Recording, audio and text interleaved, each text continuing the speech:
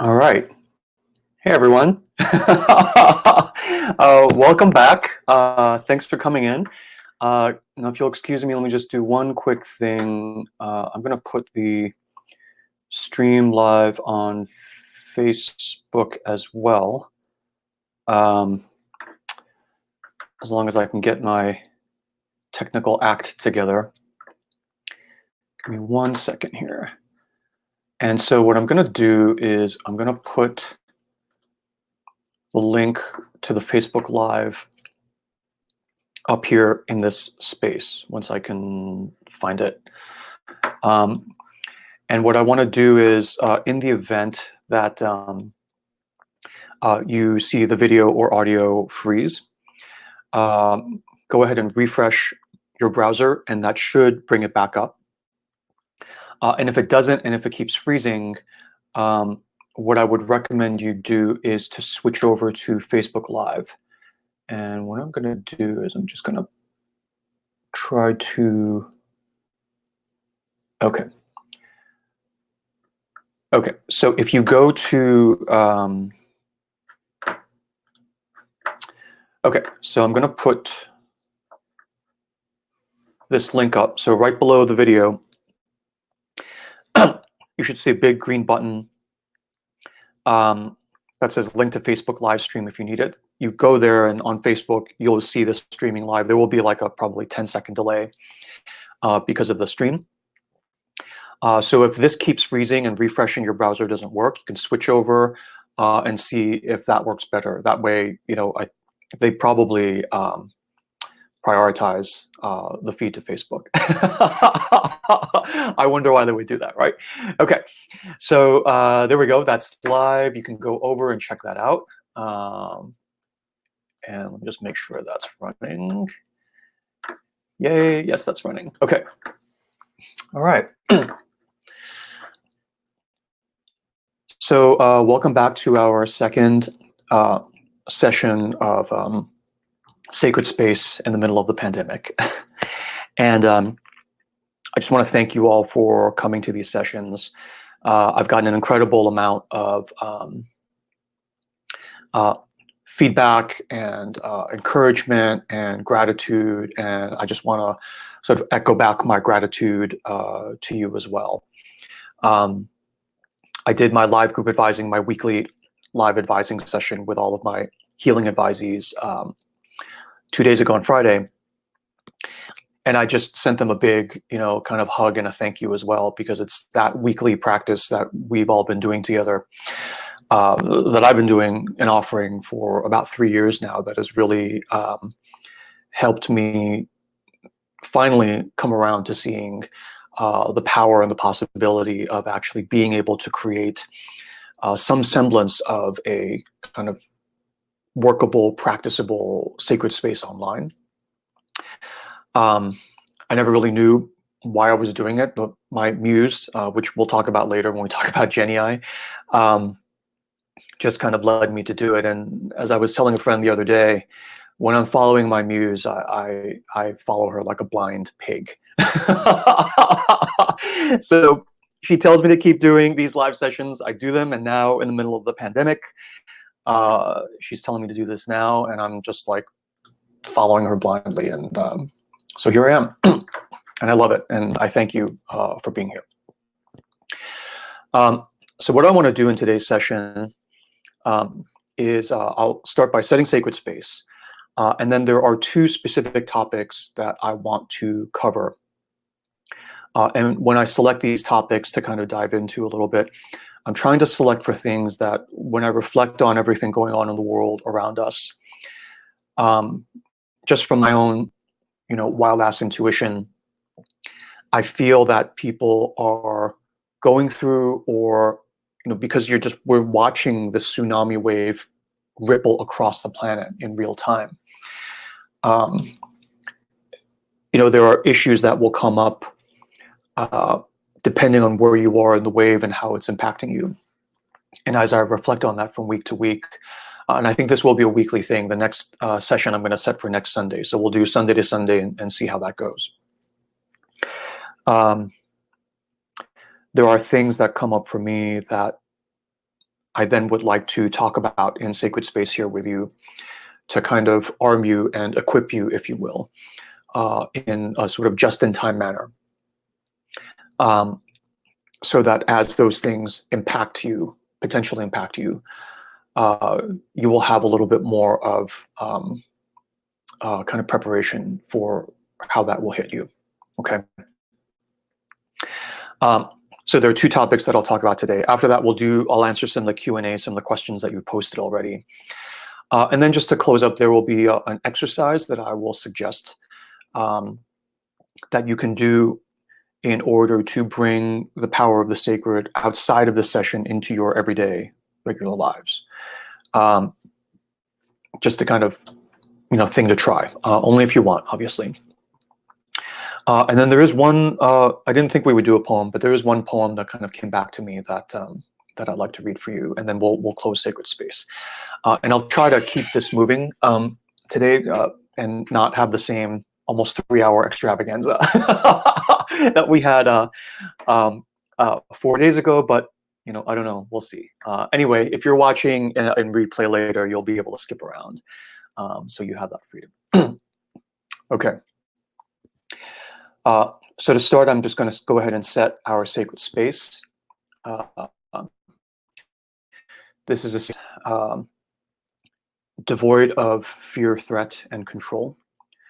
For us each individually to feel safe and in full privacy, confidentiality, to open within ourselves to whatever higher guidance we look to or open to privately within ourselves. A safe sanctuary space for us all to relax and surrender with no danger or threat. So that we can each partake, myself included, so we can each partake of the emotional nourishment and spiritual nourishment that comes from being in sacred space together as a group. And so as I did last time in opening sacred space today, I'm proposing that we follow the principles of what I've been calling Presidian sacred space, the 4 principles, and I'll just remind them of now. Confidentiality, standard Vegas rules, what happens in Crowdcast and Facebook Live stays in Crowdcast and Facebook Live.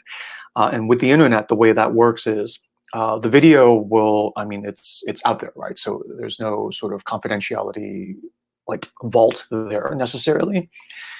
But the way we would maintain confidentiality is when you ask your questions, if you do ask a question and you would like to remain confidential, you just, in Crowdcast, if you're on Facebook, I'm not watching that commentary. So please, be nice to each other. But you would sign into Crowdcast, you would ask your question typically before the session starts, because I prepare the questions ahead of time.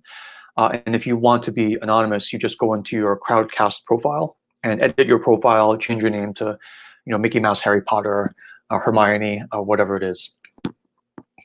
And then your question will be anonymous. So confidentiality number 2, no threat, fear or control. So no controlling, no fixing, no tough love, no recommendations of like, here's a book you should try, here's a talk you should look at. It's just, free of that control. When someone shares something that they're upset about, you protect them from outside interference, but you let them go through whatever it is they need to go through in safety and sanctuary. That is the purpose of the space. When we're back out in profane space, then you can say, well, here's a book. Why don't you go in a corner and go fix yourself, right? Heal yourself. With the implied threat, obviously, of if you don't read the book I recommend, then, there's something bad is going to happen to you. We don't do that here, right? So even when I'm answering questions, I never, catch me if I do, but I never use the word should. I never say, this is what you have to do, or else. There is no conditional, there is no threat. So that's number 2, holding space for each other to be afraid, to be anxious, to be happy, to be relaxed, and to be okay with that, and to hold space with whatever comes up. And the last 2 are corollaries to the above. So number 3, no commerce, right? Nothing may be sold or recommended or suggested, free or otherwise. We are here for your energy, not for the things you bring. In other words, we're here to share what we are intrinsically. That's what makes it sacred, not for what we do or what we provide. Okay. And the only one providing anything is me, as just the facilitator and sort of, network operator of the sacred space. But even then, my success in doing so will depend on whether I'm able to sort of adhere to these principles as well. Okay. So no commerce, no recommendations. We're here for you, for what you are, not for what you do. And then because of that, the fourth is, and final one, is no expectation of participation. There's no pressure to do anything, right? If you're not participating, if you're not asking a question, no one's going to ping you or private message you and say, why don't you move in? You do whatever you want to do. Come and go as you please. You can be in the bathroom taking a shower when you're listening to me. You can be on your phone. Even when we do these in live session, you can be on your phone. It's okay. I don't cold call anyone. I don't razz anyone. This is a space for you to be safe, and for you to, if something's too much and you start looking at your phone, you're in a way shielding from that because it's causing discomfort, right? And I'm not going to pull you out of your shell and say, please be respectful. You can be disrespectful, right, if you feel that pain, and it just kind of comes out of you, and we will hold space for that. Okay. Because again, the nourishment here comes from the held space of your presence and attention, if you want, from what you are, not from what you do or provide. And all of us together then doing it in a group will amplify that. So then this is what I propose. And I would like us all to mutually, agree to move forward into sacred space together. And the way we'll do this online is that if you're not okay with moving into sacred space together today, we will pause for a moment for you to withdraw from the session. And it's no insult, no offense, no harm, no foul. We just won't be in sacred space together for the next hour or two. And, we'll catch up with you later in profane space, right? We'll still hang out, we'll have a latte, we'll talk business, we'll do whatever. So withdrawing from sacred space, there is no threat either, right? But if you're not okay with the 4 principles I've just outlined, confidentiality, no fear, threat, control, no commerce, no expectation of participation, I would ask you now to, with love and respect, mutually, go ahead and withdraw from the session, and we'll see you later. Okay. So I'll give you a moment to make that move as you feel best. Okay. Okay. So for now, we are now moving into sacred space together. We're here by now until I close the space in a zone of confidentiality, no fear, threat, or control, no commerce, and no expectation of participation. This is our sanctuary time together. Okay, so what I'd like to do now is I'd like to go into the 2 topics that I wanted to just cover this morning. And then we'll do a bit of Q&A, and then we'll do the exercise and poem. Okay, and then we'll wrap up. So for the overall 2 topics, I tried to pick 2 topics that in this time of uncertainty and pressure, right, most of you will impact into in the very near future if you haven't already. And so what I want to do is I want to talk about these 2 issues, hopefully a little bit before they happen to you, and that you can have some extra preparation so that you can face the coming storm with an increased measure of power and dignity and even love, as you see the bigger picture of what may actually be happening for you and for the people and the life of the world around you. And so my goal here is to give you some measure of clarity of vision so that you can maintain the fullness of love in your heart for yourself and others, even as we move through the storm together. And the two topics I want to cover today are, number one, the falling away of our masks when we are in transformation, when we are in pressure and containment. And I'll re-explain those briefly when we go into that. So that's number one. And number two is the importance of the power of grief and the power of full and proper grieving in the face of loss. And it could be in the face of loss of anything, loss of health, loss of income or security, loss of a loved one. Okay, and so those are the two topics I'll jump into now. Let me just make sure I'm here. Okay. So the first topic on the falling away of masks. In our last session, we talked about the difference between the narratives of punishment versus transformation. Right? You hear all these, even healers out there saying, well, this is Mother Nature kicking our ass for all the bad things we've done, or, this is God, you need to come back, to God, which is always, it's like, if I were a deity, I wouldn't want you coming back to me in fear, right? It's like, come to me because you miss me, not because you're like running scared now. But be that as it may, there are these narratives of punishment out there. And one of the things I brought in the last session was this idea of that's not the only type of narrative, that's not the only type of lens you can see this situation through. The alternative to a narrative of punishment is a narrative of transformation, right? Where this is a transformation that is happening to each of us individually to varying degrees, and also to varying degrees the whole of humankind, right? And where it's not a punishment, you haven't done anything wrong, but this is a transformation that we're going through as a race of mankind, right? And then through that lens, thinking about how transformation works and what typically happens in a transformation, to see if it actually, fits the mold, right? Because the punishment lens is sort of like, well, what have I done wrong, right? And depending on the narrative of the punishment, you're like, well, there are people who, are vegan or super eco. They live off the grid. They're not doing any of these things you're saying we're all doing, and they're dying of this virus too. So the punishment narrative, which is a narrative of fear, which is a narrative, frankly, of fear, threat, and control, a narrative that springs out of us soaking too much time, in my opinion, in the profane, right? And that's just the air we breathe, and that's how we start to think, right? So everything's punishment, fear, threat, and control.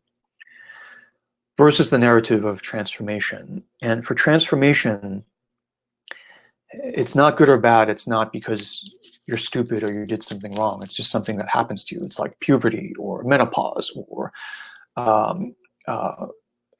midlife crisis or midlife initiation. These are things that are a normal part of the human life cycle and possibly a normal part of the macro across eons life cycle of a species or sort of a string of civilizations as we are living through right now. And in that, we talked about three things. The first is, what is the pattern? What does it look like? And we talked about the image of the caterpillar, cocoon, butterfly, and the physics around that. The second is, we talked about what does it feel like? And we talked about when you're in transformation, there are two signal pressure, heat, fire, discomfort, pressure, right? And then containment, right? Containment. You have pressure. It's the annoyances, the irritations, the fears, the anxieties. And unlike before, where you could just go out and blow off steam and come back and carry on as before, there is containment where you can't escape. So something has to start melting and softening. Something has to transform. It's like when you put meat in the Instant Pot, pressure cooker, right? The meat will transform. There's no choice. It's in the pot, there's containment, and there's heat and pressure. So we say it's this pattern of caterpillar, cocoon, butterfly, and what it feels like is pressure and containment. So if you're feeling these things, it could be a transformation. And then the third thing is what happens under pressure and containment. what does this transformation typically look like in a person when it happens? And the way it looks is that there is typically something within us that is a valid, genuine, authentic part of us that has been cut off, exiled, and buried by ourselves. Right? We've said, I can't be like that because I will lose love. I'll get punished. Nobody will love me if I let that true part of myself come back and show. So I have to stuff it down. And in times of transformation, part of what happens when the caterpillar goes down into the cocoon and comes out butterfly, the difference of the butterfly is that it has things, it has powers that it didn't have before, powers that it regained and recovered, often at great pain and at great cost. And the butterfly looking back may have said, if I had the choice, I would have stayed a freaking caterpillar, thank you very much, but it's not a choice. It's a transformation. It basically happens to you, it erupts out of you. And so here, there will often be a part of you that has been stuffed down, and that under pressure and containment will start to come up. The image I used last time was cracks in the concrete and the grass starts to shoot up. Except with us, it often happens much more dramatically. It's more like a dragon blasting through the pavement, right? Much faster and powerful. And so when I talk about the idea of masks falling off during pressure and containment, this is one of the things that is, in my experience, happening to a lot of people.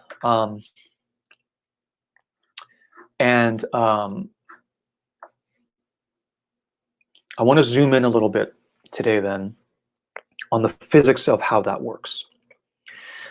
Basically, when transformation happens and you have pressure and containment, things will change. And the question is, well, under pressure and containment, how do you move from cocoon back up to butterfly? What actually happens? Right, this thing comes back, but what does that feel like when this thing comes back? It is like that, question at the top of the chat here that advisee, that participant asked last time about, I'm taking a shower and this voice, this part of me is coming back to me in my sacred space in the shower. It's my inner child, and she just kind of shoos it away. And it's like, so that's one way I can feel it. It's coming back to you. Another way to think about it, another image I want to give you today, is that in pressure and containment, another way of describing what happens is that the masks we have worn to be our facade or our identity, our representation, our persona to the outside world, will often start to come loose and eventually fall off. Okay. Now, there's nothing wrong with wearing a mask, right?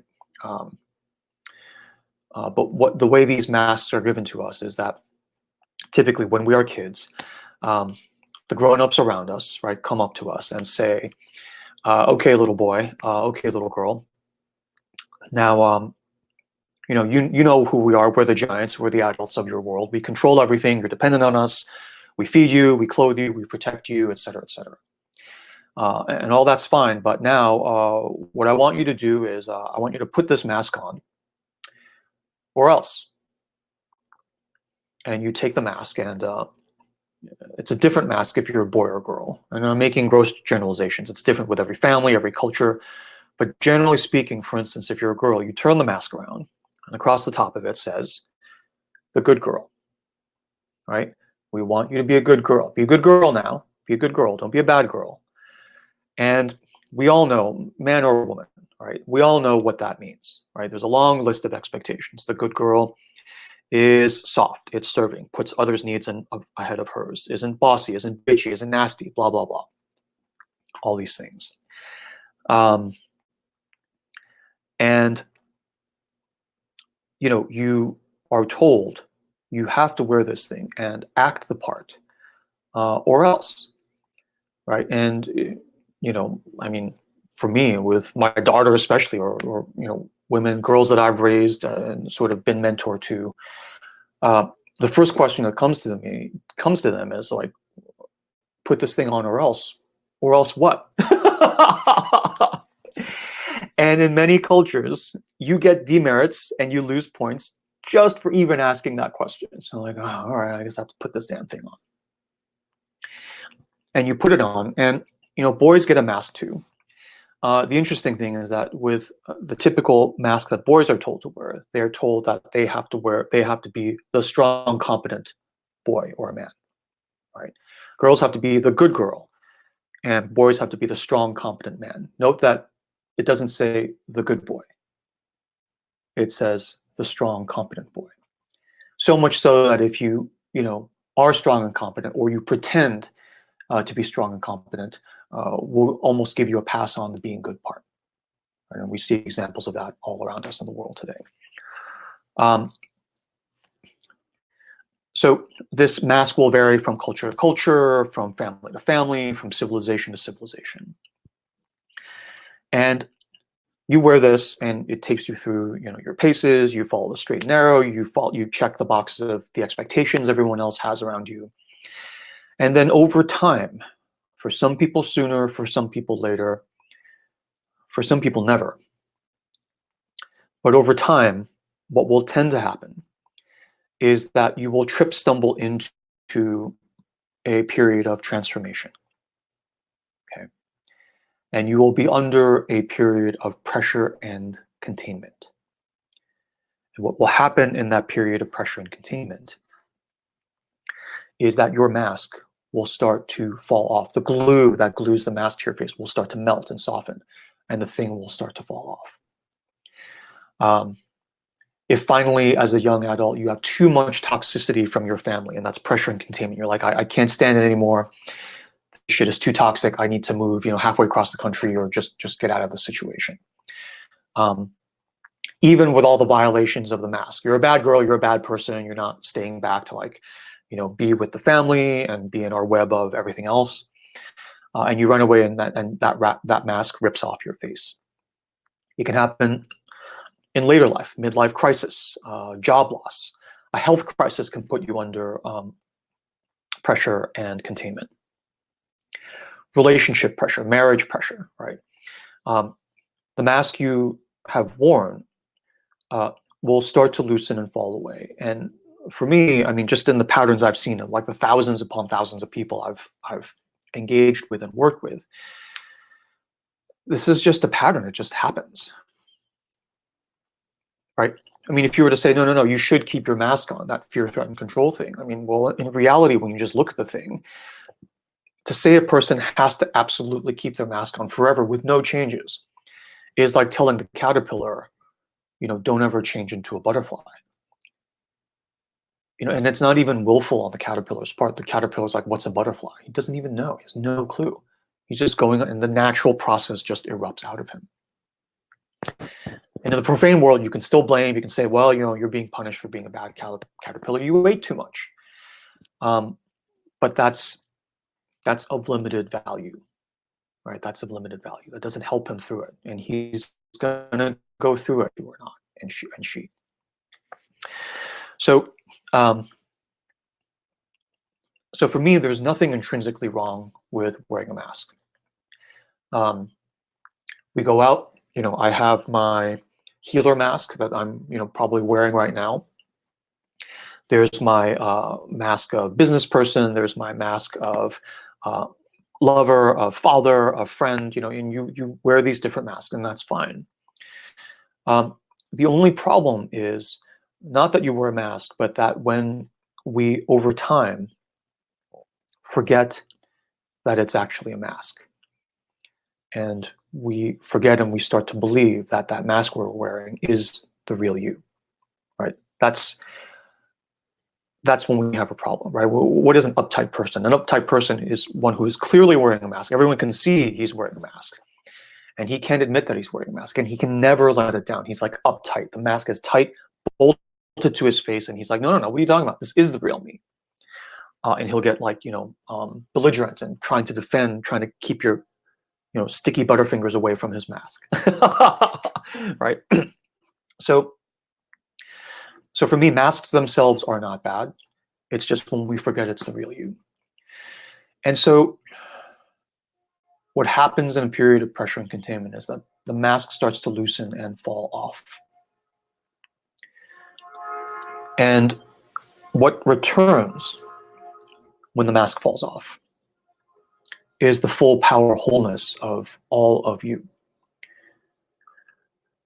But why do we need to wear a mask in the first place? It's because my face as it is, my full true self as it is, doesn't fit the mask that people want to see.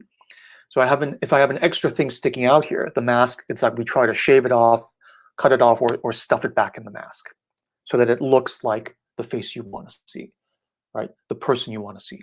But when I take it off, that thing sticks out again.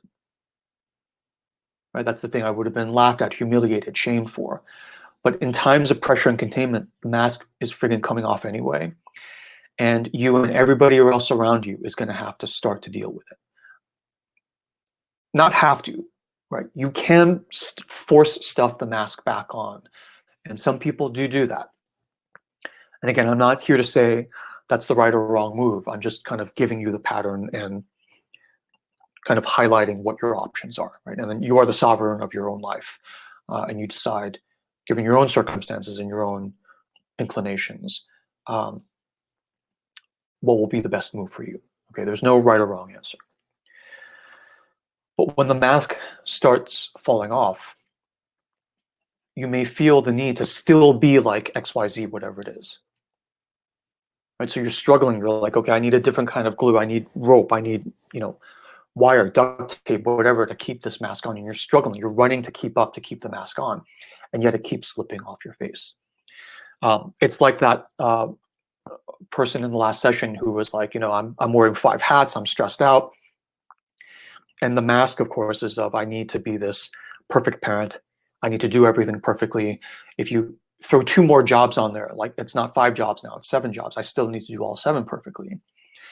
And under this pressure and containment, that mask of perfection is starting to slip off. And in that case, I didn't do anything other than to say, I think that mask is slipping off. And if we do the thought experiment, what if it does fall off?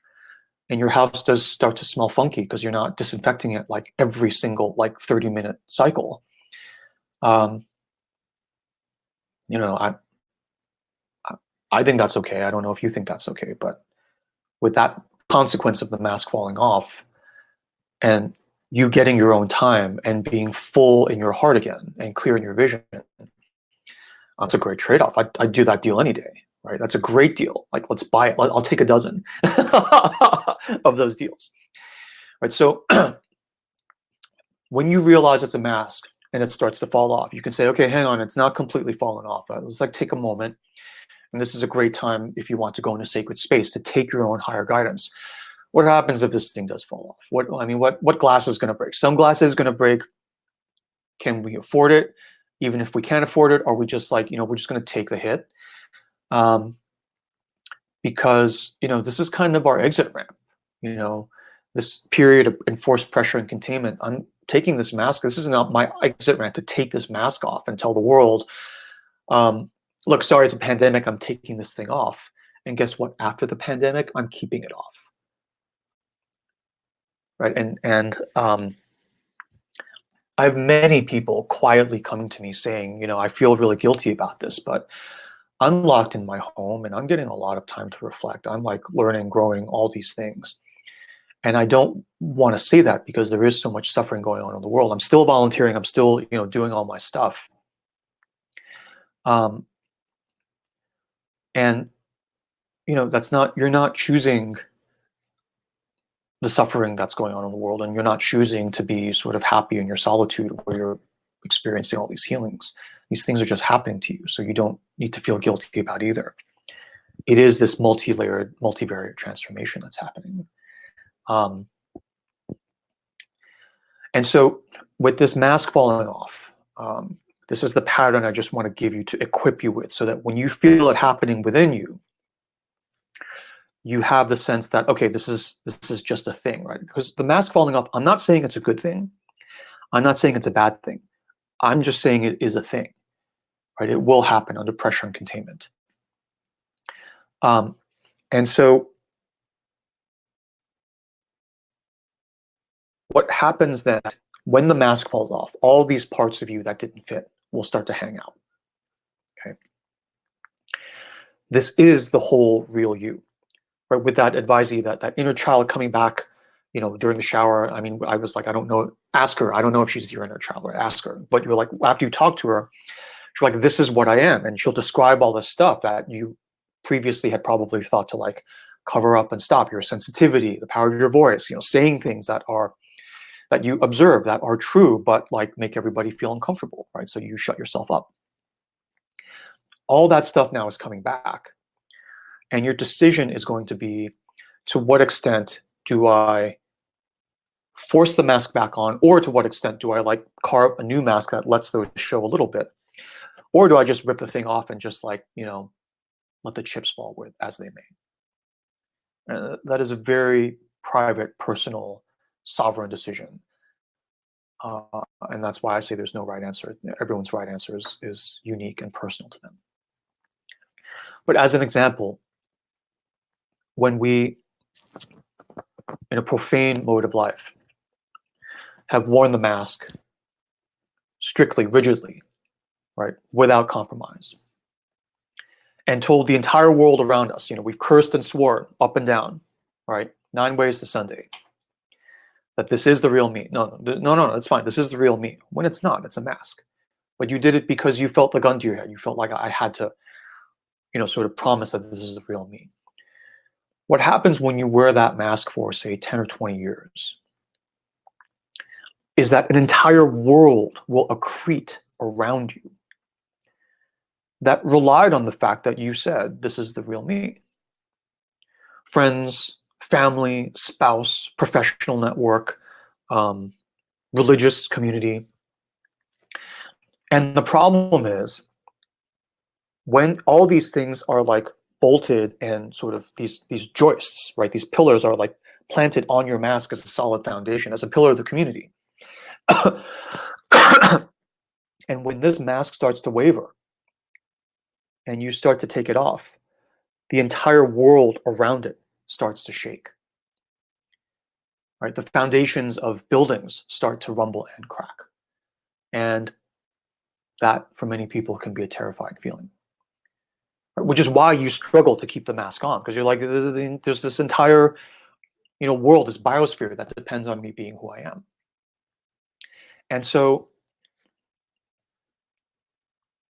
when your mask comes off in transformation, it will often trigger the transformation of the people around you as well. Right? If you're in a partnered sort of couple situation, and you came into saying, I'm the strong, competent man, I'm the breadwinner, I'm the good girl, I'm the sort of good partner, or whatever, just whatever cliches apply, right? That you have subscribed to, that you've said, I'll take this role on. When now you are under a period of pressure and containment, and that mask starts to fall off, you have to deal with not just your own transformation, but when you take that mask off, your partner's mask, who depends on your mask staying on, starts to waver as well. So you have this like doubled transformation where you're going through your own transformation, your partner's going through their own transformation. So you have to each deal with your own respective transformations and the transformation of the other. Right? So it's not an additive or it's like a squared, right? It's like transformation squared. And you are under pressure and containment. So all of this stuff is happening in the instant pot, right? And so, and the thing is, it's not your fault. It's not their fault. This mask coming off is simply what happens when we are under pressure and containment, which is why we run in terror from periods of pressure and containment.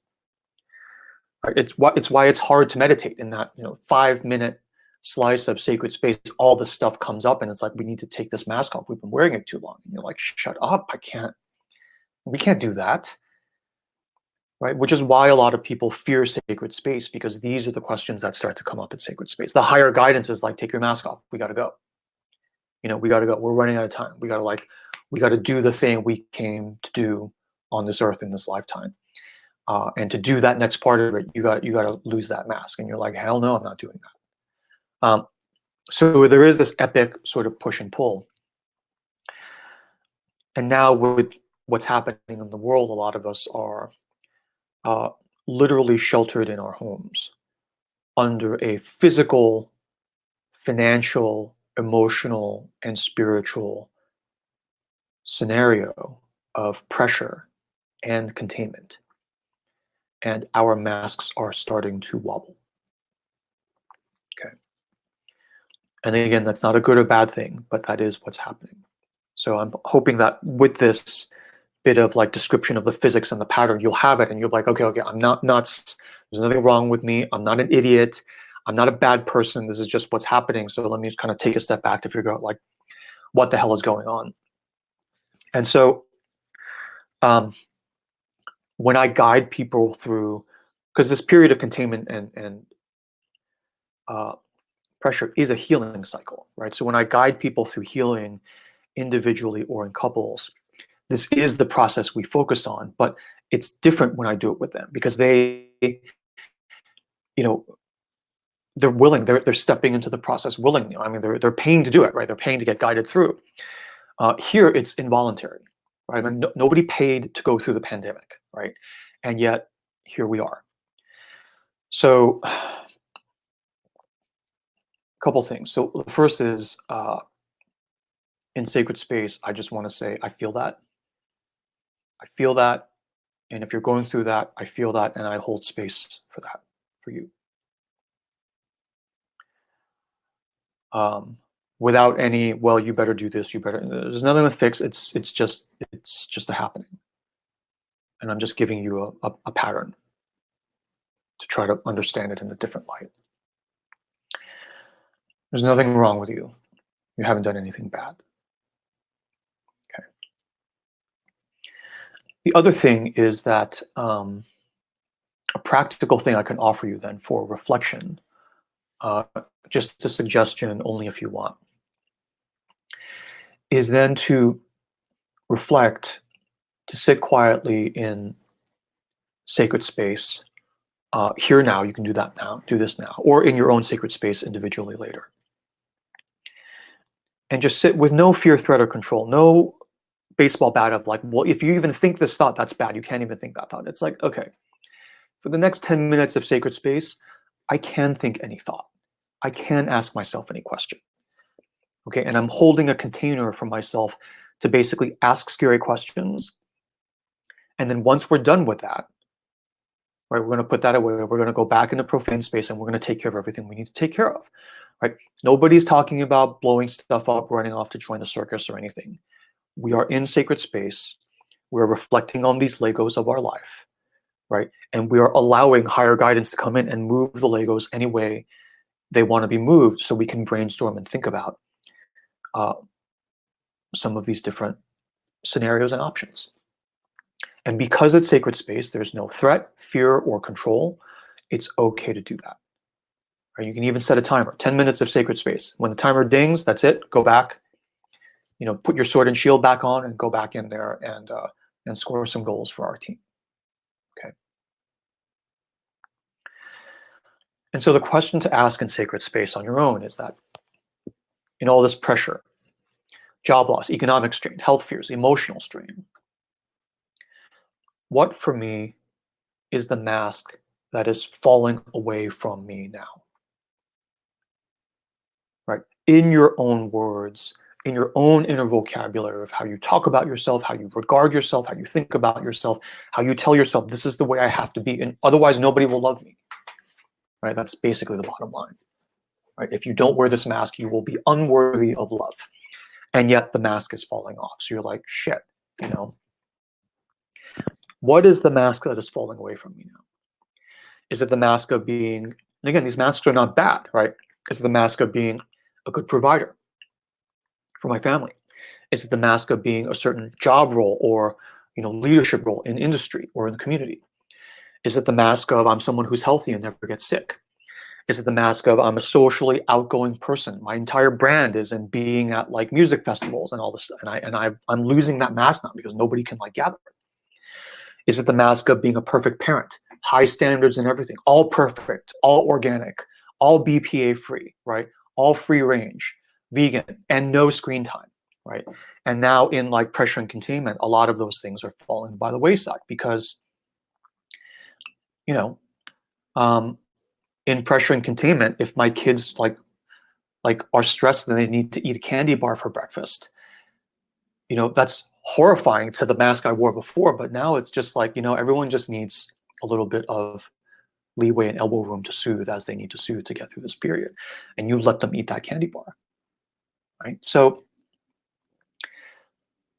what is the mask that is falling away from me, number one? And number two, with that mask falling away, how do I want to reconcile with that, right?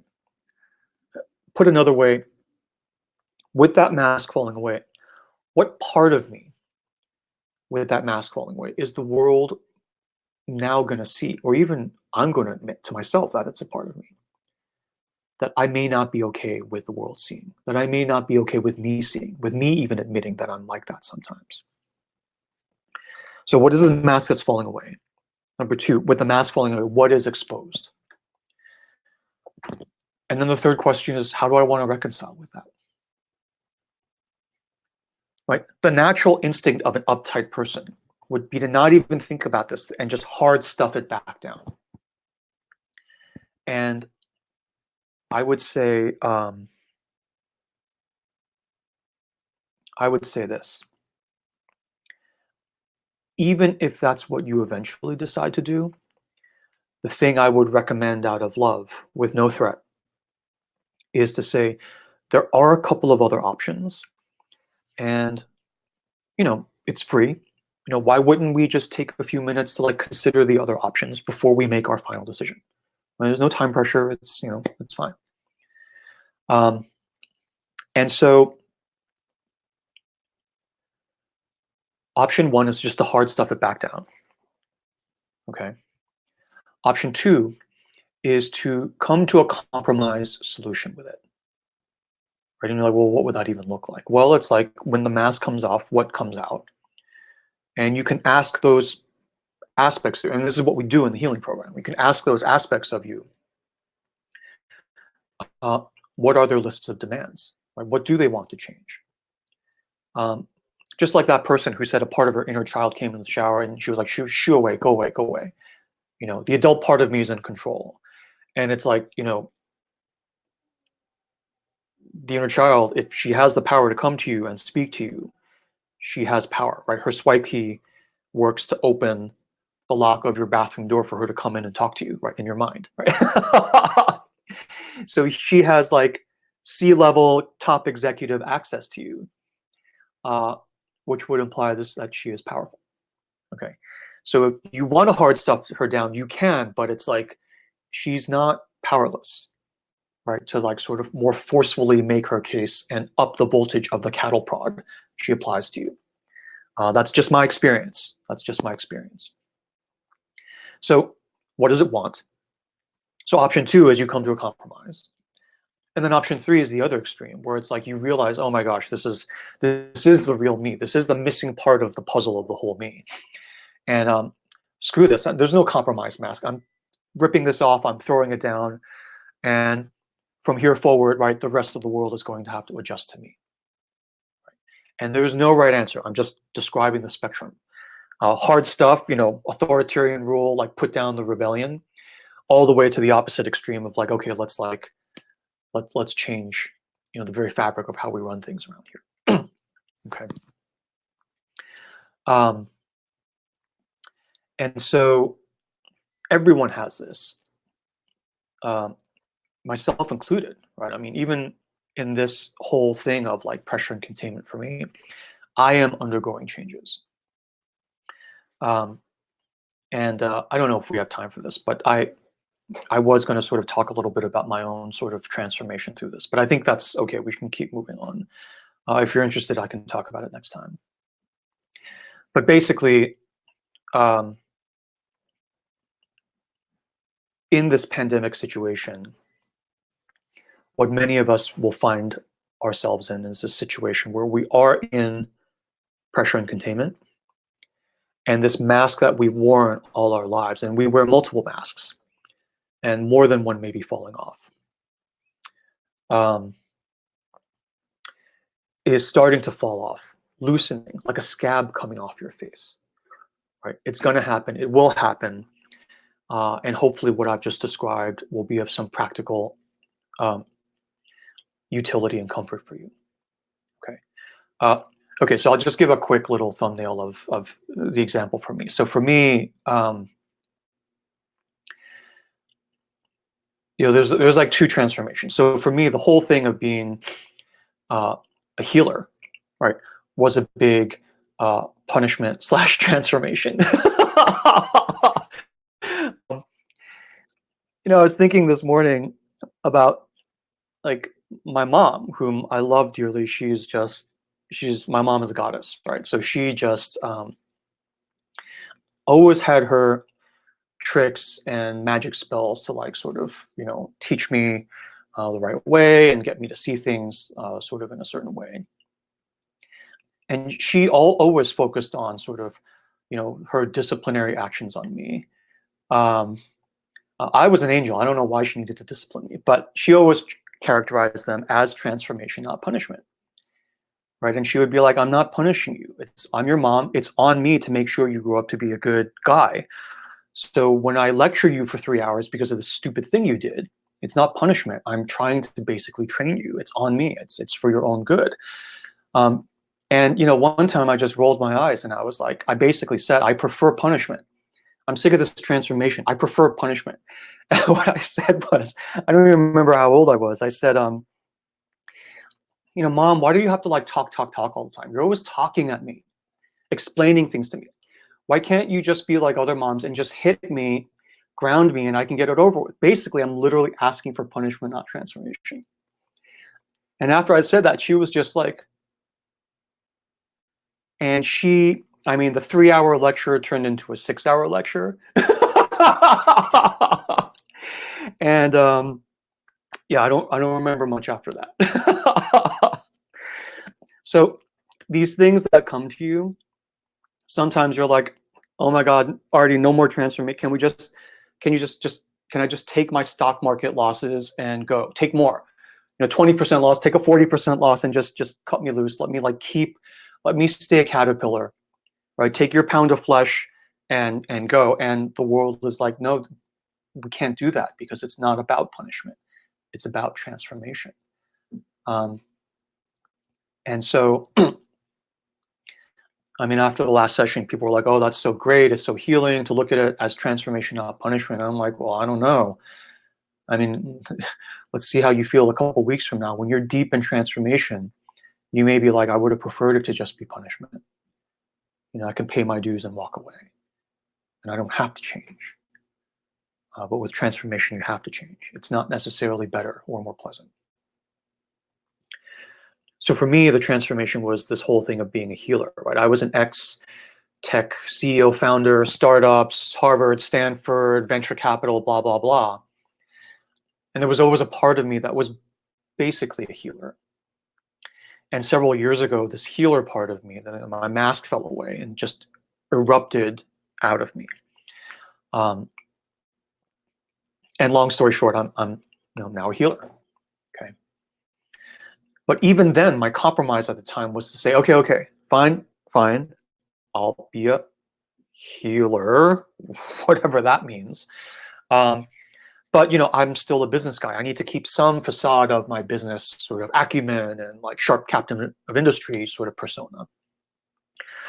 Because that's partly how I get my validation. And I don't want to lose all my validation. I don't want to just wander off being some barefoot hippie. So my compromise is, okay, I'll be a healer, but I want to be a healer that runs a good business, that's scalable, that's like online, that's like, profitable and flourishing and everything. And the counterparty, that part of me, my muse, as I call her sometimes, my genius, which is feminine, so it would be a genia, said, okay.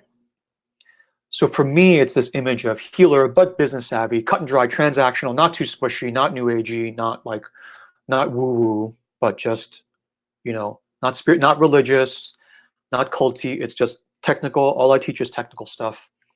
And that's why you pay. You pay. I teach you this technical skill, just like taking tennis lessons, golf lessons, and it makes your life better. Yeah, that's great. But we're running a business here. So that's where I've been. And now in this current pandemic transformation, punishment, pressure and containment,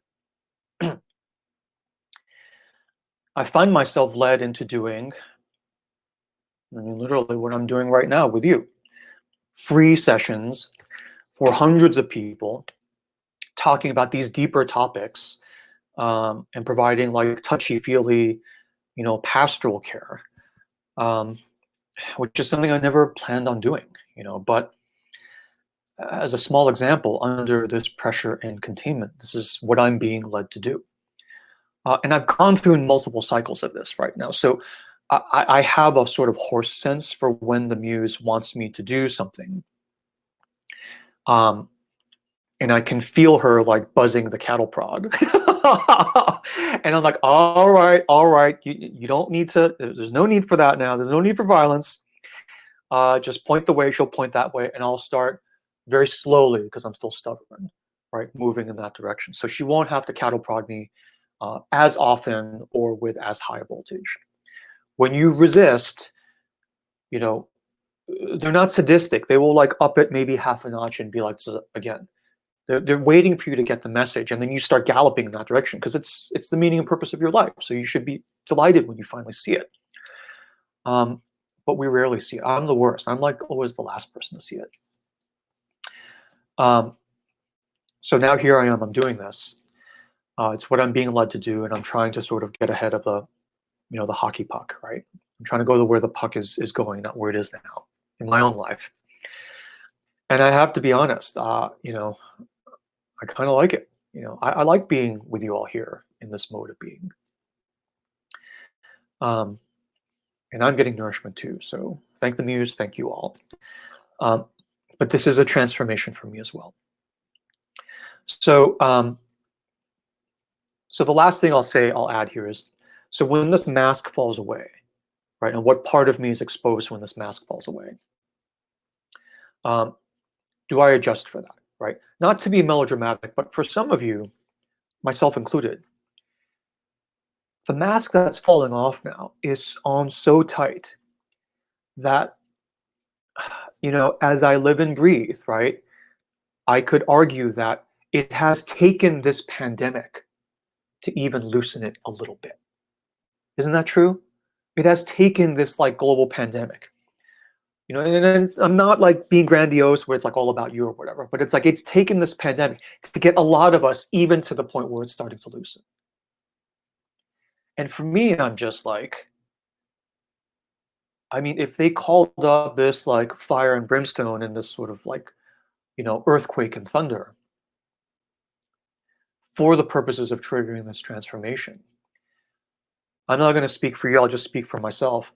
Given that I see the pattern through that lens of transformation, I'm going to think long and hard before I reflexively just slam the lid back down on the pot and say no transformation for me, right? Because the cattle prod, as far as I can see, is already on 7 or 8, and I don't know that it tops out at 10.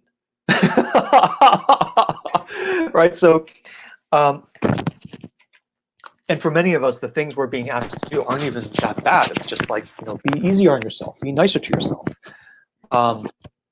So it's not even this like life or death kind of thing that we're being asked to do. Okay, so that is that's what I have to say about pressure and containment and the masks falling off. So if you feel pressure and containment, you feel your own mask coming off, those are the questions to ask. Don't worry, there's nothing wrong with you. You're not a bad person. This stuff happens, and you just go into sacred space if you want. Reflect on, what the pros and cons are, what the different ways to play the hand you have are, and then you make your call and you do it, right? And you do it with confidence because you're trying your best. Okay. So that's the first topic. And so the second topic I wanted to touch on before we go into Q&A is on the topic of grief and loss. And I don't want to say too much about this here, but I do want to give you the thumbnail of the overall pattern of what is grief and loss and where is it appropriate and where it is actually essential, absolutely vital to, as much as you can, not run away from and not avoid. Okay. And as the tsunami impacts us more and more, to the extent that folks would like to go more deeply into this topic, we can. But for now, I'll just give you the overall pattern. So as we navigate through this storm together, all of us, every single one of us, will experience loss in one form or another. Many of us will experience loss in multiple forms through this process, through economic loss, health loss, the loss of a loved one or a colleague, or even just the loss of our mask that we used to have, our old life, our caterpillar form, that has now, for many of us, fallen away from us in such breathtakingly dramatic and sudden fashion. Okay. And in the modern world, I would say in the modern profane world, loss is typically something that we are absolutely terrified to talk about, right? Modern profane culture is about winning at all costs, winning so much that we're sick of winning, right? With such threat and such a gun to your head that we feel like we have to win at all costs, even if we have to cheat, even if it's a false win, we have to still win. Because we're in the profane, we have no higher guidance. All we know is to fear, threat, and control. And the only way to sort of be on top in fear, threat, and control is to win all the time, whatever it is. Insignificant things, even those things we have to win. So that compunction, that compulsion is a symptom of the loss of the sacred, right? And there is a deep kind of shame that is associated with losing. Even if you haven't actually lost, if it can be labeled as losing, there's a deep shame associated with it. But for me, I mean, typically there's nothing wrong with losing. We are terrified of losing only because we've lost our way, we've lost our higher vision. But now with the current situation, we are all losing together. We have already lost so much. We've lost economic power as a people across countries. We've lost income, we've lost freedom of movement. We've lost the ability to socialize each other and hold each other and hug each other. Some of us have already lost loved ones. And the wave of this plague and pestilence across the world has not even reached its peak yet. And so regardless of the narrative of punishment or transformation, this is happening. Loss is happening. And I want to acknowledge that as a form of non-cruelty, first of all. In sacred space, as that line from the William Stafford poem we read last time said, the line was that I think it cruel, and maybe the root of all cruelty, to know what happens but not recognize the fact. And here, I wish to recognize the fact that regardless of the narrative of punishment or transformation, loss is happening for all of us. So that's the first thing. The second thing then within this topic of grief is that I want to talk about the power of grief in digesting and transforming that loss that is given to us, right? This loss that is given to us, it's simply a fact. It's not good or bad. It's not punished. It simply is a fact. It is an apodictically given fact. And so when you have this loss appear in your life as just a thing that cannot be ignored anymore, the natural, proper, and appropriate and most powerful reaction to it is to go into grief.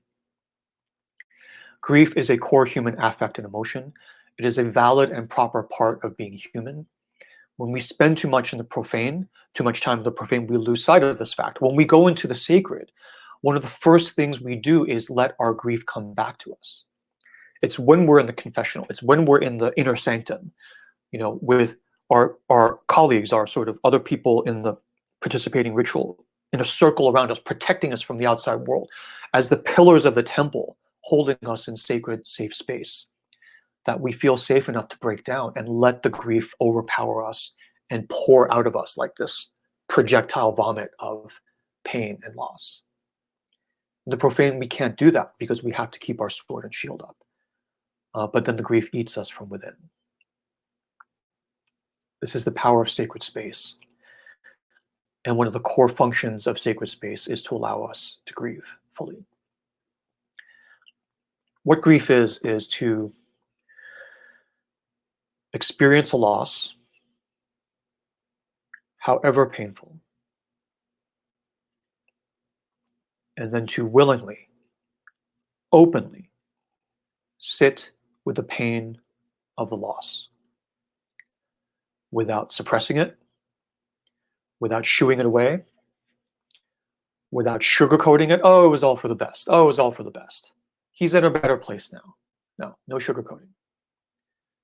Without numbing it and without running away from it. To willingly take the pain as given and the pressure and the fire of loss and containing yourself in it without running away. There is a loss in the pot, and you willingly climb down into the pot and you sit with the loss. And I mean, when it's a deep loss, it becomes a part of you that you're afraid to admit is a part of you because you're afraid it will consume you. But when you recognize a certain loss is a part of you and you claim it as your own, you willingly climb down into the cooking pot and hold hands with it. And you say, yeah, you can close the lid whenever you're ready. And you turn to your loss and you say, I am with you. I'm not going anywhere, right? We have this together. This is what you say to your loss.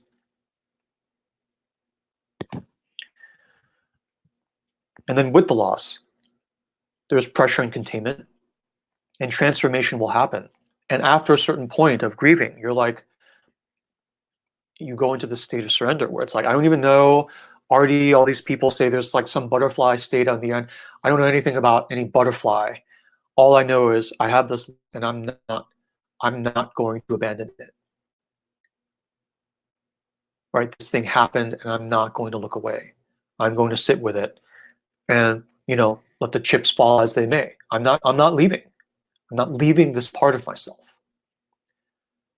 And everything rumbles, everything transforms. And the point is, the attitude at the end of the day is butterfly or not, I'm just going to sit here and I'm going to be in pain. I'm not doing it to get to the butterfly, to get to the good thing after all. It was all the thing that makes it all worth it. Nothing makes this worth it. That's not why I'm doing this. That's not why I'm going into grief as a kind of self-help, kind of, good luck charm, rabbit's foot to actually get through this.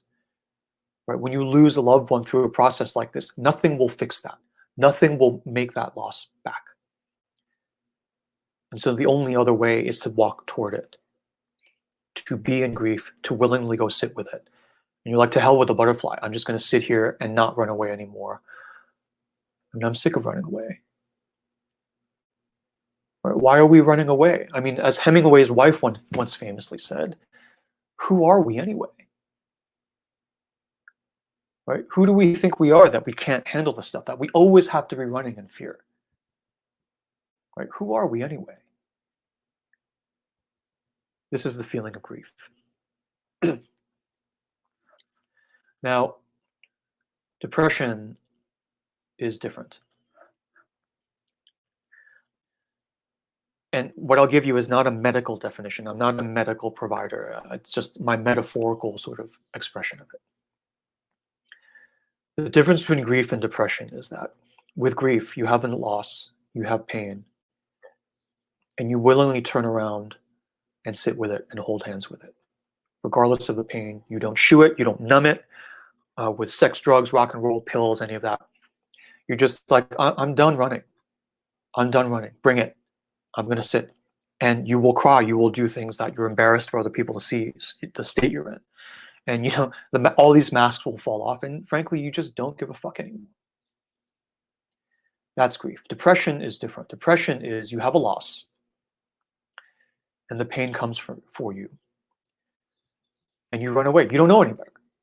Right? No one's ever explained this to most people. You have no idea there's two kinds of reaction. And when the tsunami comes, your natural, you could be forgiven. I mean, there's nothing wrong with you if you have this reaction. Your normal reaction is to run like hell. And that's okay. There's nothing wrong with you. You're perfectly rational if you see the pain coming and you run like hell. So you run away, you numb it, you drink it, you sex it away, you deny it, you push, you work hard, you bury yourself in your work just to forget it all. You shield yourself in prestige. And all of that, you run, some of us run for decades. And then eventually, because this is a natural process and it is a transformation process, it's not a punishment. Eventually, a hand comes up, grabs you, and pulls you down anyway. If it's a true transformation, one way or another, you are going down. The caterpillar is going down and going down into the cocoon. And you can give the caterpillar all kinds of glossy brochures about, no, you're going to be a butterfly someday. When you're going down, you don't give a crap about any of that. And so the difference is, when you know the pattern, you can, if you want, choose grief, which is a controlled, willing, voluntary descent. Instead of being dragged down, kicking and screaming, you swan dive into the dark waters, willingly and knowing it is pain. Right now, I'm not talking about hurting yourself or suicide or whatever, right? Because that is another way of escaping pain. And when you willingly dive down, the quality of the transformation will be different. Now, the transformation is triggered by grief is too big a topic to go into here, but the quick thing I want to give you here, the thing I want to equip you with before the full force of the storm hits, because we will have loss. We will have loss. Is that the most powerful thing to do? No threat, no control. The most powerful thing to do, if you want, is to grieve these losses fully, to not run away from the pain of loss. Now, for certain kinds of loss, I know that it is unthinkable, unfathomable to imagine sitting with that magnitude of grief, to imagine what that kind of grief would do to you, to lose a certain loved one, to lose certain things in your life, certain people. And the quick thing to say is that when the loss comes and it is just there, the more directly you ride out into the field of battle to face that storm directly and sit with the pain directly, I wanted to say the better in the end it will be, but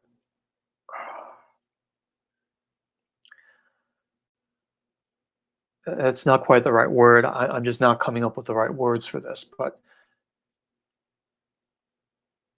as you willingly go into grief, you retain a measure of control, even as you fully surrender, which will heal and purge and cleanse you even more deeply than if you go down just because of depression. Now, what will happen is depression will pull you down, and then you'll go ka-chunk down further into full grief. You'll end up in the same place. Whether you swan dive or you go kicking and screaming, you will eventually end up in the same place. And the best way I have been able to find to explain why it's important, um, because people like I get intuitively what you're saying, but I don't understand what is the mechanism. And it's hard to find the words because we live in a profane world, right? Everything is scientific. Well, did you do a study, right? And it's like, this is not about a study. This is a metaphor and a lens for looking at the quality of your life itself as you feel it.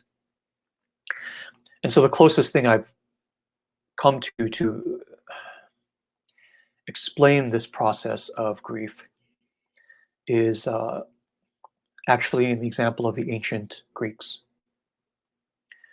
In ancient Greek society, grieving was critical to the process of honoring the dead and really maintaining the stability of the cosmos, of the universe.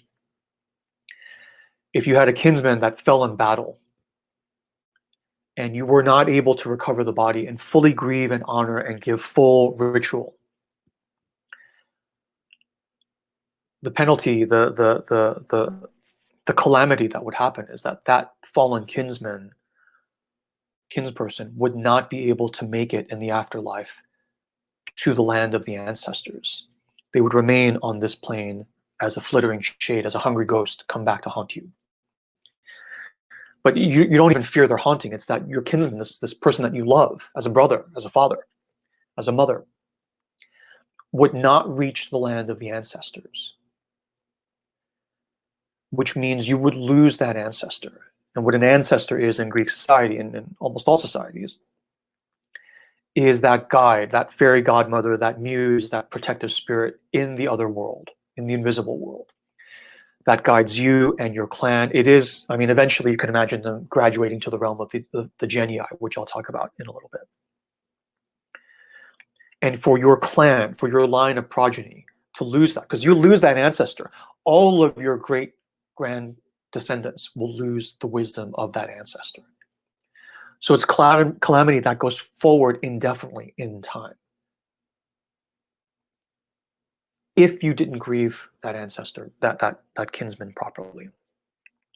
So that's why in like the Iliad, when you read the Iliad, after Ajax would fall, or Hector would fall, or Patroclus would fall, there would be these massive scrums of the two sides fighting for days over the armor and body of the slain loved one. Right? And you would take additional casualties. You lose additional kinsmen in the battle to recover this one kinsman. And that was the reason. If you couldn't recover the body and bury them properly and grieve them fully, they would become lost shades and you would lose the power of their ancestorship, their guardianship, their wisdom, their guidance, and their protection. Because your ancestors, what they do for you and your progeny is they intervene in this world, right? They keep their thumb on the scales of life tilted in your favor, even unfairly, because they are on your side. You're all on the same team. So to lose this ancestor guidance of an Ajax or Odysseus, right, for the Greek people going forward would be an absolute disaster. And that's why you fought so hard to retain even the opportunity to properly grieve. The other thing I'll just toss in here is that in Greek society, while we're talking about it, grieving, proper grieving, was actually the jurisdiction of the men. The men arranged all this, and when they would cry tears at the funeral and tear their garments and hold each other, tenderly in their tears, this was not seen as weak or unmanly to cry and lose it at the funeral and even afterward. This was seen as the proper role of men, which we've lost now because all our men are in the profane. It's all about winning and not showing weakness. This strength of showing the emotion to the Greeks was the power that amplified the connection with the world of the dead. You can almost think of it as the more fully you scream and wail and moan at the funeral, the more wind you're giving to the sails of the boat that will carry your loved one to the land of the ancestors. I know there's a psychological, we could talk about neurochemicals and all this other stuff. And it's just like, that's just so dry and skeletal to me. These images, these metaphors, are much more real and alive to me, right? They speak to the soul more directly. So for me then, with all this description of the way it was in ancient Greek society, you don't have to take this literally. But even metaphorically, what this is saying is that if you don't fully grieve a lost loved one, and you don't fully grieve any loss by sitting with the pain and letting the pain into your life, that loss will not transform you. That loss will not become an ancestor. In other words, that loss will not transform into a source of guidance and wisdom and protection for you going forward in your life going forward. When that failure happens, it's not neutral. It's not just, oh, I just lost the upside, there's no downside. The downside is that loss stays in this world and continues to haunt you as a ghost or shadow, to haunt your dreams. This is in the Greek system. The shade would continue and just mess your shit up, right? But you can also take it metaphorically. The loss you don't grieve, that you stuff down, will continue to mess with you, obviously. Right? You'll lose sleep, you'll have ulcers, all the stuff we know happens. And if your first reaction was to stuff it down, when you get the ulcers, when you get the dreams, you'll just take more pills to sort of force stuff it even further down. And the force of denial and stuffing will itself create this additional cauldron of pressure and containment that you will not be able to escape until you finally surrender. And again, this is not punishment. This is just the nature of transformation. Okay. So in the face of loss, and we are all entering a period of loss, in the face of loss, as much as you can, no fear, threat, or control. If you are in depression and you sort of run, and you will be pulled back into it anyway. I'm just trying to give you some pro tips to make the cycle shorter and less painful. As much as you can, do not fear grief. Live fully as a human, as a living human, right? Sacred and profane, not just as a profane mechanical machine wearing a mask of enforced positivity. Oh, everything's going to be okay. It was all meant for the best. Everything's going to be fine. I'm mindful, I'm spiritual. Everything must be fucking positive or else, right? You feel that? That implied threat, which is why so much of modern spirituality feels profane, because there is that hidden threat. When you have a loss, it isn't all for the best in the end. It's a loss. Right? When you lose a loved one, if you realize, if I had only said this, I've only said that, if I would give my left arm to have this like kinsman back, I would give my life to have this person back easily. But I can't. I can't even do that now. I've lost my opportunity. I've lost the chance to say all the things I wanted to say. So that is a loss. And now I go into grief. I have lost through no fault of my own, or through my own fault and my own flaw, and I go into grief. This is the appropriate human reaction. It is real. It is valid. And the fully human, I would almost say sacred, reaction to loss is grief. Bone-chilling wails, sobbing, enraged screams, sitting with the pain and not running away from it. Note that I didn't say sitting stoically. Nobody said you had to be stoic. You're already sitting. You're already not numbing and drinking and forcing it down with sleeping pills. It's like, I'm not going to force you to be stoic as well. That's just not reasonable, right? You cry, you throw up, you spit, you punch the wall. That's grief. This is, as a by the way, how the butterfly is formed and born. But that's not why you do it. When you're in the deepest throes of grief, you're like, fuck the butterfly. Right? If I could see my butterfly self right now, I would throw him in the cooking pot as well. Fuck the butterfly, fuck everything. And that's grief. So as we continue then together to travel in this storm, loss will happen. And I hold space for that now. I don't invite it, I'm not asking for it, but I am recognizing the fact that this is a period of impending loss. And hopefully, what I've just explained about grief will be of some practical utility and even comfort for you. Okay. All right, so those are the two topics, and thank you for staying with me through all of that. So let's have some questions. Let me just change my screen over here. So first question, what is the point of death, right? So hey, Artie, we lost one of our business partners 2 weeks back, not because of pandemic. He was someone who I could best describe as myself 3 years ago, pre-healing days. I.e., as a person who ticked all the boxes society expects you to tick exceptionally, wearing the mask. After I went through your various programs, I changed my internal and external life dramatically. I could sense his pain. And I guess it was the same pain that I had felt pre-healing when I was stuck with the mask.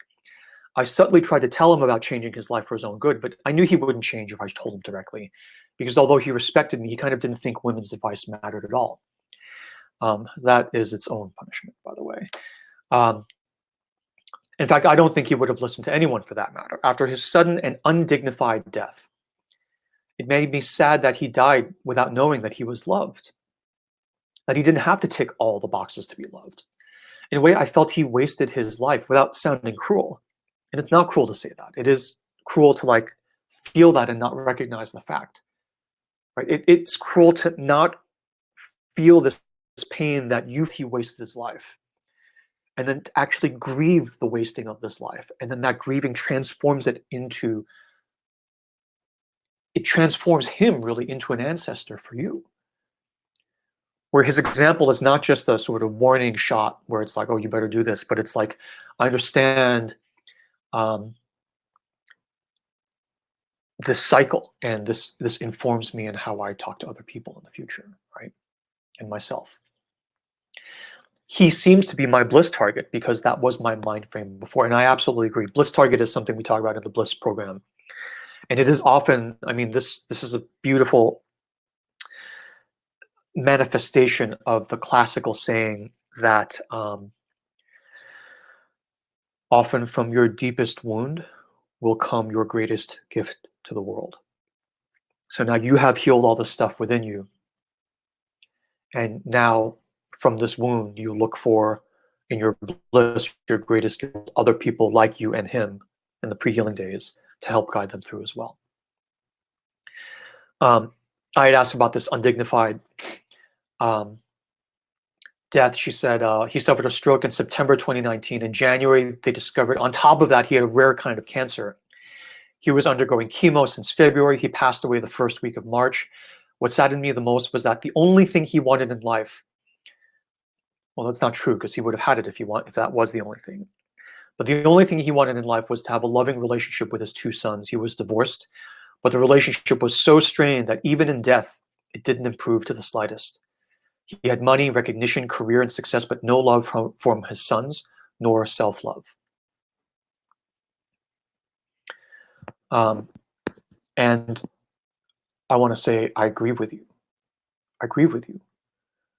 But having this man in your life, he is, because he's in your outer world, he is a reflection of an aspect of your own inner self that you have healed, but he hasn't. And you grieve that, and I grieve that with you. So going back to my question, what was the point of living life on someone else's terms? If we're anyway going to die someday, shouldn't we be enjoying ourselves and doing the things we love instead of just ticking boxes society wants us to? What was the point of his death if he didn't get to turn into a butterfly during his lifetime? So I just want to say thank you for sharing this. It's very moving and deep for me. And what I want to say here is that When I read this, my reaction, I'll just give you my raw reaction. So for me, with a guy like this, even with a guy like this, there is no should. There is no fear, threat, and control. And what I mean by this is a guy like this ticked all the boxes. He seemed like a winner in profane space, but inside he was dying and in agonizing pain. And so when a guy is like this toxic jerk on the outside, and you know he's like dying on the inside, I mean, you can think of many of our political leaders right now who are guys like this, right? When I look at them, especially from the standpoint of the sacred, the bottom line is that they are in deep, deep pain. Right? Nobody acts like that who's not in pain. And because of that, you know that they didn't choose to be like that. Because nobody chooses to be in pain, nobody chooses to be wounded. A guy like that is living in constant fear and constant suppression of these other aspects of his own inner self that he is suppressing and seemingly suppressed till the end. I mean, it did finally erupt and stroke and all these other things. But it is pressure and containment. And if you keep resisting stuff, right, it will not break outward, it will break inward. Now, for this, what I want to say is that from the view of sacred space, from the profane, he's a jerk, blah, blah, blah, yeah, lock him up, whatever, right? There's that view. But from the perspective of the realm of the sacred, my feeling is that, right, I'm not finger wagging him. I'm not making him into an example to threaten you, right? You better do healing or else you're going to turn out like this poor guy. It's not like that at all. For me,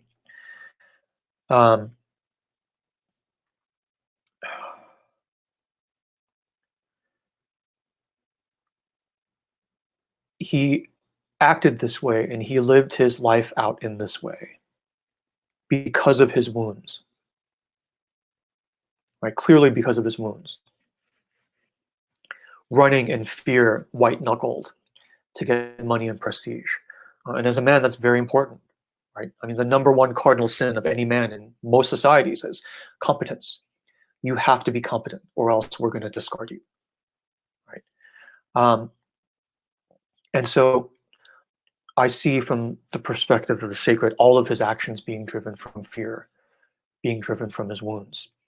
And at that very, very high level, right? From a law enforcement morality standpoint, he's responsible for his own actions. But at this very, very high level, right? From this view of the sacred at this high level, at the end of the day, it's hard to sort of point at him and shame him for all these things being his fault.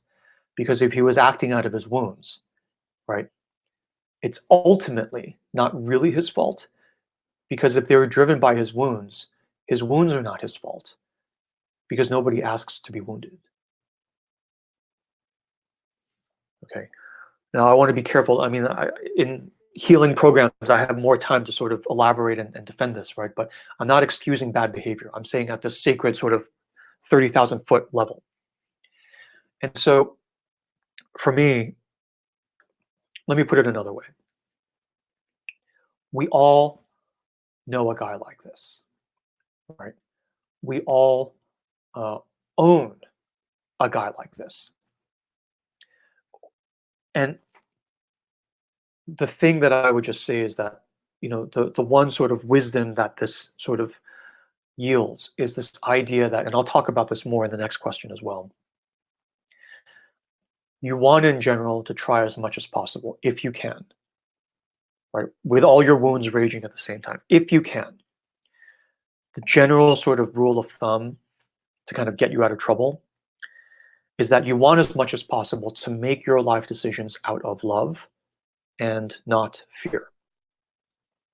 And I'll give an example of that in the next question. Now,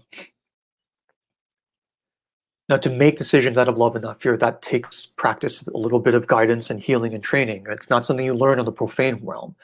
It's something you get when you spend more time in the sacred.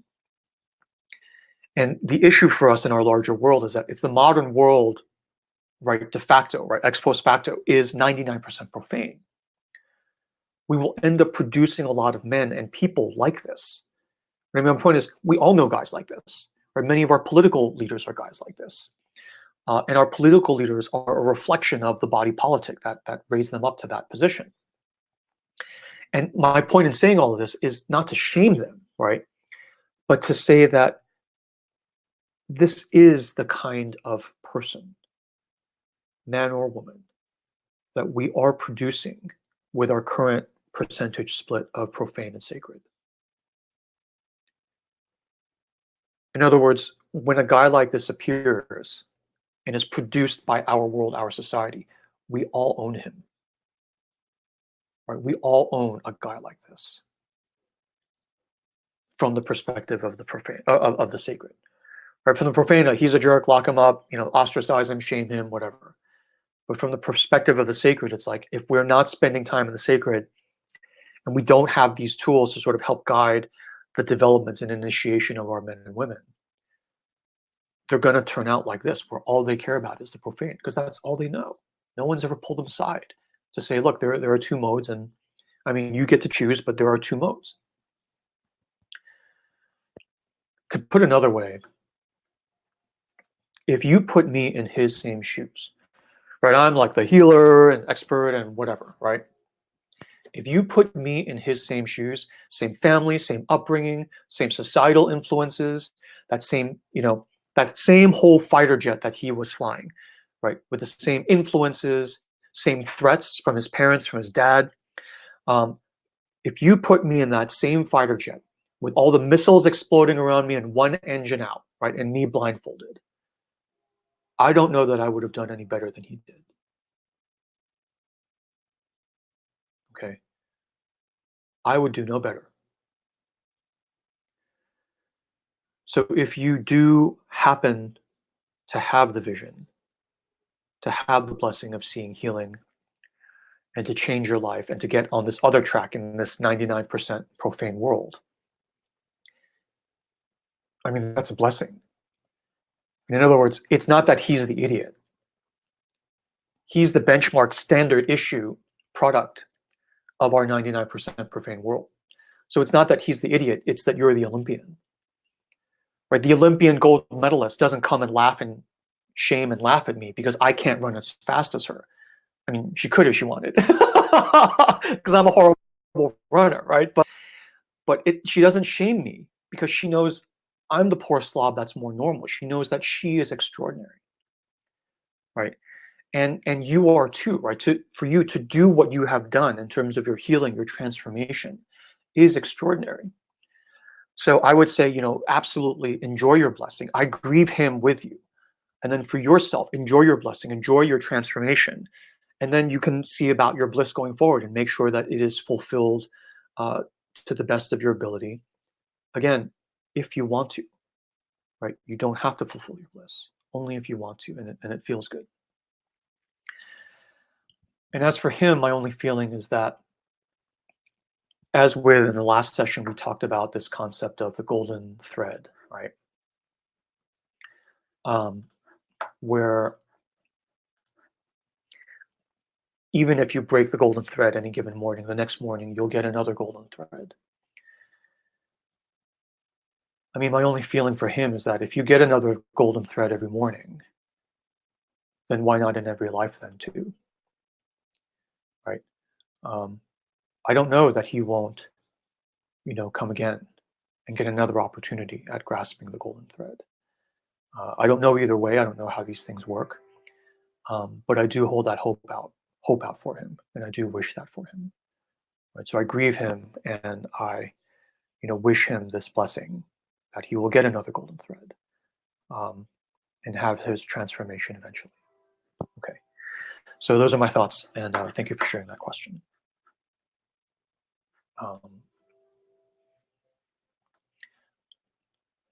Okay. So here, let me get another question. So this next question, how do you prepare in case you get coronavirus?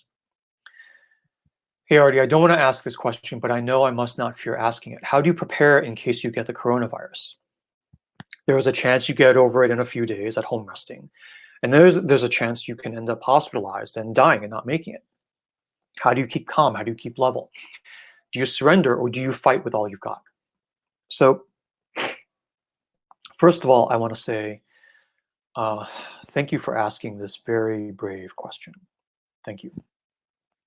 Um, and also, thank you for asking it early to give me a few days to really sit with it and think about the best way to answer it. So, for me, when I sat with this question, so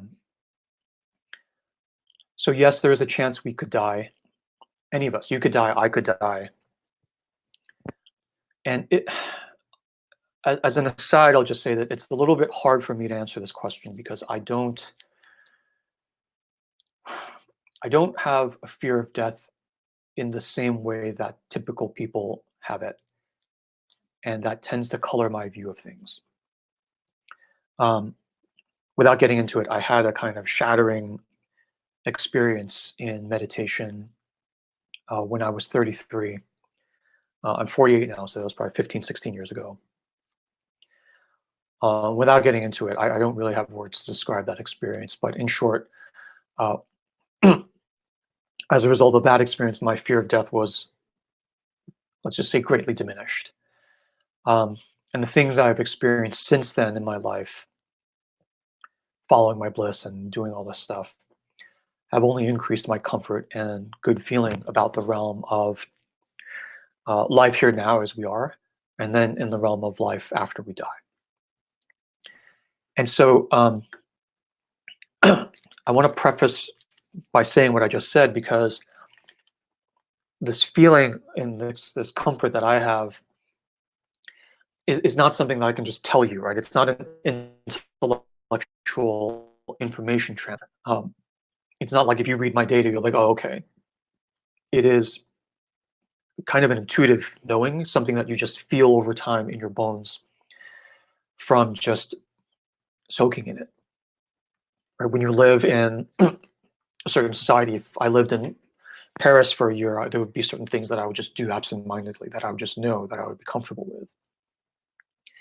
And similarly, when you spend time in certain realms, certainly when you spend time in the sacred, there are certain things that come naturally to you, even when you go out into the realm of the profane again.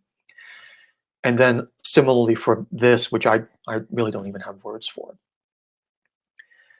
And this is all, for me, aside from any religion, I don't need faith, because faith is like a blind belief. I mean, I see it, I feel it. Arguably, I talk to it, or it talks to me, and I usually don't listen because I'm stubborn. And then it turns up the cattle prod, and I grumble and I go, right.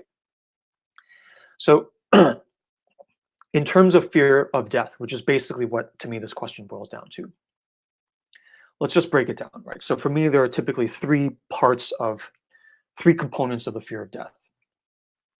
One is fear of pain, the other is fear of disorder and chaos, and three is the fear of the unknown. Pain, number one, I mean, you can have pain anytime, right? You can get hit by a bus, be disabled, not die, and still be in pain. So pain is not really specific to the coronavirus. And not to sort of make light of it, but with the coronavirus situation, there may not be enough ventilators, there may not be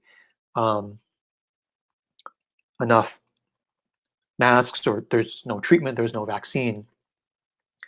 But for me, and I'll just speak for myself, none of this is finger wagging anything you should think or I'm telling you to think. I'm just speaking for myself, very personally.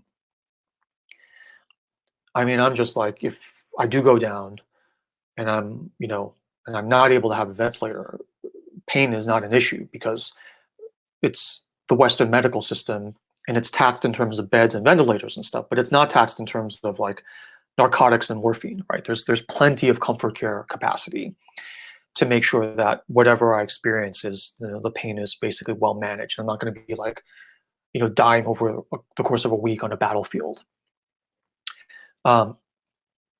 So in terms of pain, it's like that could be one fear, but it's not for me personally, that's not a huge fear. It's like even in terms of the pain now, it's like we have power, we have food, we have heat.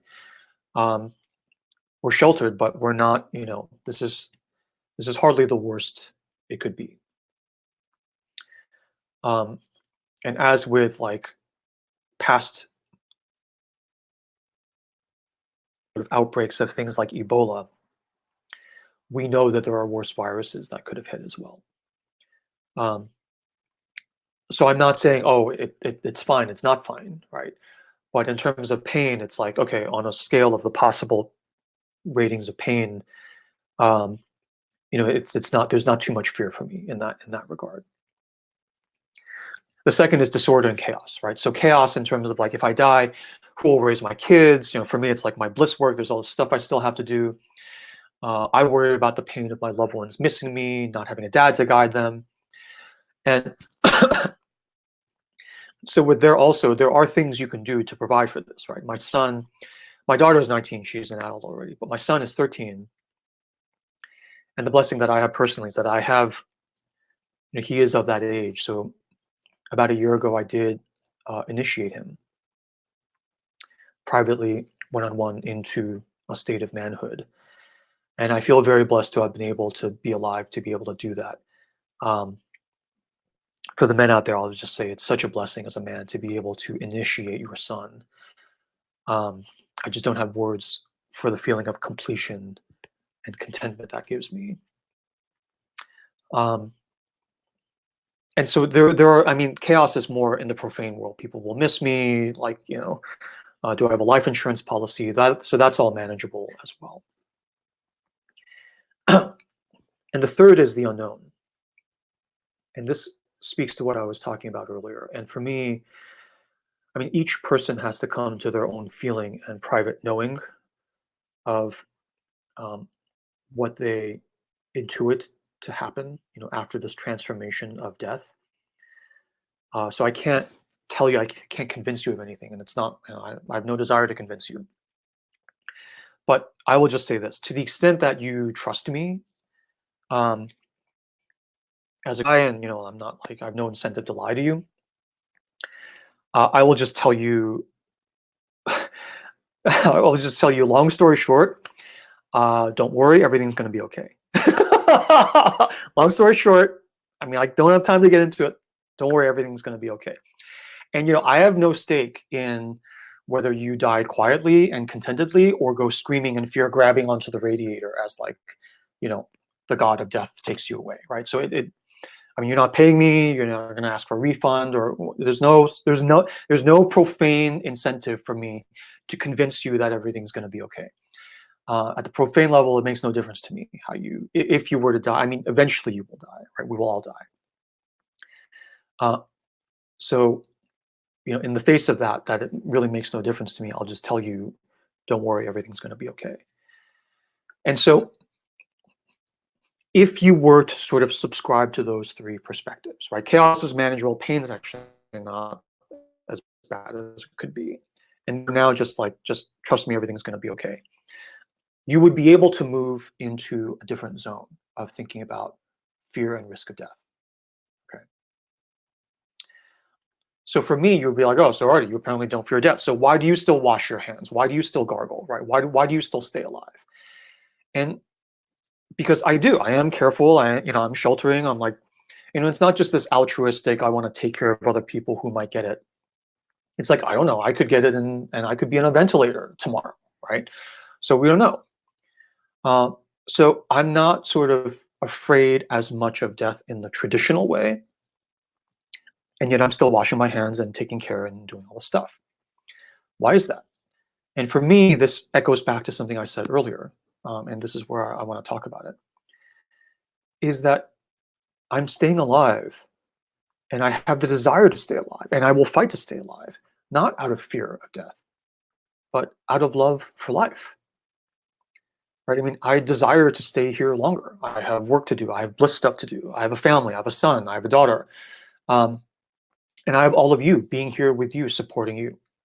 So my desire to live is out of love and not fear. So if it's like my number does get called and I have to go, it's like, okay, if I have to go, I have to go. but I'm not fearing that.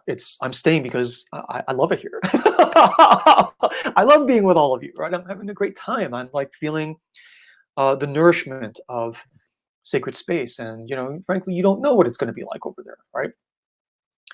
So, so I try hard to stay alive, but not out of fear, but out of love. Right? That's where I am. I can't convince you to be like that. But you asked, like, how do I prepare? That's kind of how I think about it. And in general, right? Ideally, you will make all these decisions um, from the perspective of the sacred, from higher guidance. In other words, to translate that into staying alive, it's like ideally you would make the decision to fight hard to stay alive out of love, not fear. In other words, out of the love of the life you have and the bliss you're living and your ability to make a positive material difference in the life of the world around you and express your true self, right, without a mask. You will make the decision out of that, and not you should, but ideally you would, if you could, make the decision out of that and not out of fear of the unknown, where it's like, my life is kind of shitty anyway, right? And yet I'm terrified of crossing this thing out of pain, and if I cross over, my life may be even more shitty. So it's just fear on fear on fear. And you are deeply in the realm of the profane at that point, because you are not accessing that higher guidance that says, well, at a bigger picture level, here's how to think about it. And you're like, I don't have to fear. Oh, and by the way, while I'm here, I don't need to wear this stupid mask anymore either. So that's generally how I think about that. I don't know if that answers your question, but that's the answer I've got for you. And I do hope that was helpful, and thank you for asking that very, very brave and courageous question. Okay, so I want to make this not too long. I'll just answer the rest of these questions more quickly. So this next question, with all that is going on, how do I know if I'm suppressing my feelings about events that have affected me personally, or that I'm actually not really emotionally affected? Like I feel okay with everything going on. I'm not really that. Am I a bad person? And for me, really quickly, either way you feel, it's okay, right? I mean, so my question back to you is like, so what if you feel one way and not the other? So what if you feel the other way and not this way? Right? For me, there's nothing wrong with you. You're not a bad person. There's nothing you should do to like fix yourself now. You're not thinking the wrong thing. For my money, the way I see it is that with all that is going on, you're in a state of pressure and containment, right? And in the cooking pot, under pressure, you're starting to think, am I this or am I that? Am I suppressing my feelings? Am I actually not having any feelings? Am I a bad person if I do one and not the other, or vice versa? And I'm like, when you're in the cooking pot, there's just no accounting for how we react under pressure and containment, right? There's no should on like when your concrete cracks and the grass starts to shoot through, when your mask falls off. There's no accounting for style in terms of how cleanly, orderly, or how messily that mask falls off or the concrete cracks. It's pressure and containment, so it is a sort of messy, chaotic process. And for me, that's okay. I mean, excuse my sort of image here, but when you're in pressure and containment, the shit's going to hit the fan, right? And when the shit hits the fan, you know it's just going to get everywhere. And whether it gets more on that wall or this wall, I'm like, I don't know. I mean, you're like, yeah, the shit hit the fan, but if it hits more on that wall, I'm a bad person. And I'm like, I don't know that it really matters. I don't know that it really matters, So, and that's the perspective of the sacred. The profane is like, well, the shit better hit this and this percentage and not that, or you're going to be a bad person, right? You're not going to be a good pandemic healing spiritual person. And I'm like, I'm not saying that at all. Nobody's saying that. It's going to hit. It's going to get everywhere. One way or another, you're going to have a big, cleanup job to do, figuring out reconciliation and how you want to move forward. And for me, I'm just like, you're feeling what you're feeling. It's okay. I hold space for you. Everybody else here holds space for you. And we would kind of encourage you to hold space for yourself as well, right? And it sounds like you are, right? Even by asking the question.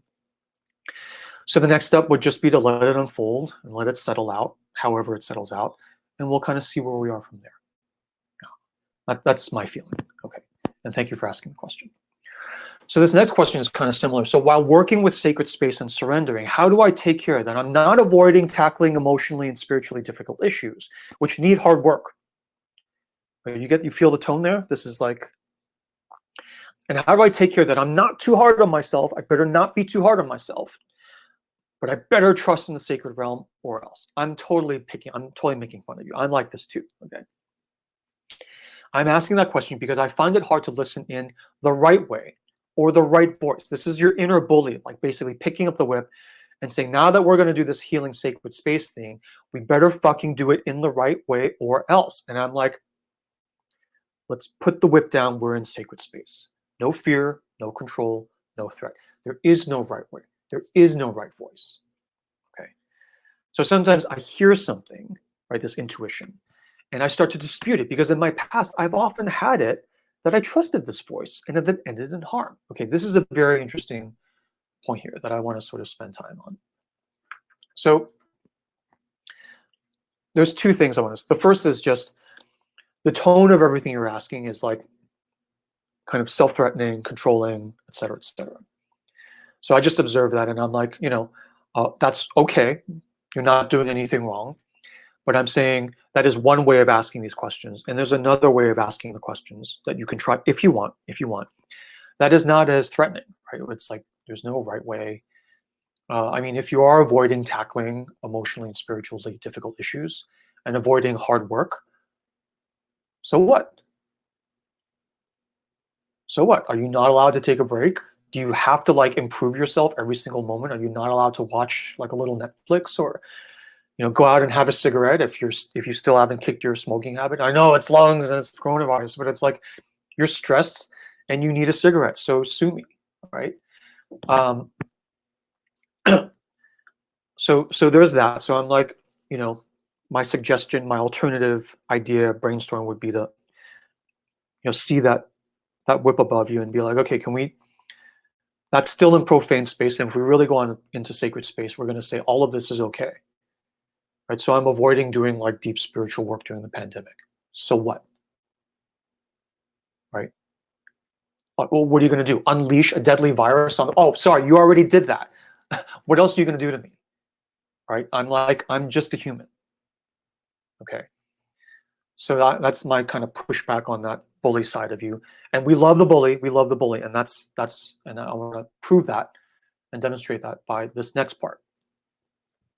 So here, your bully is also saying, in the past when we've listened to that stupid ass intuition of yours, it ended in harm.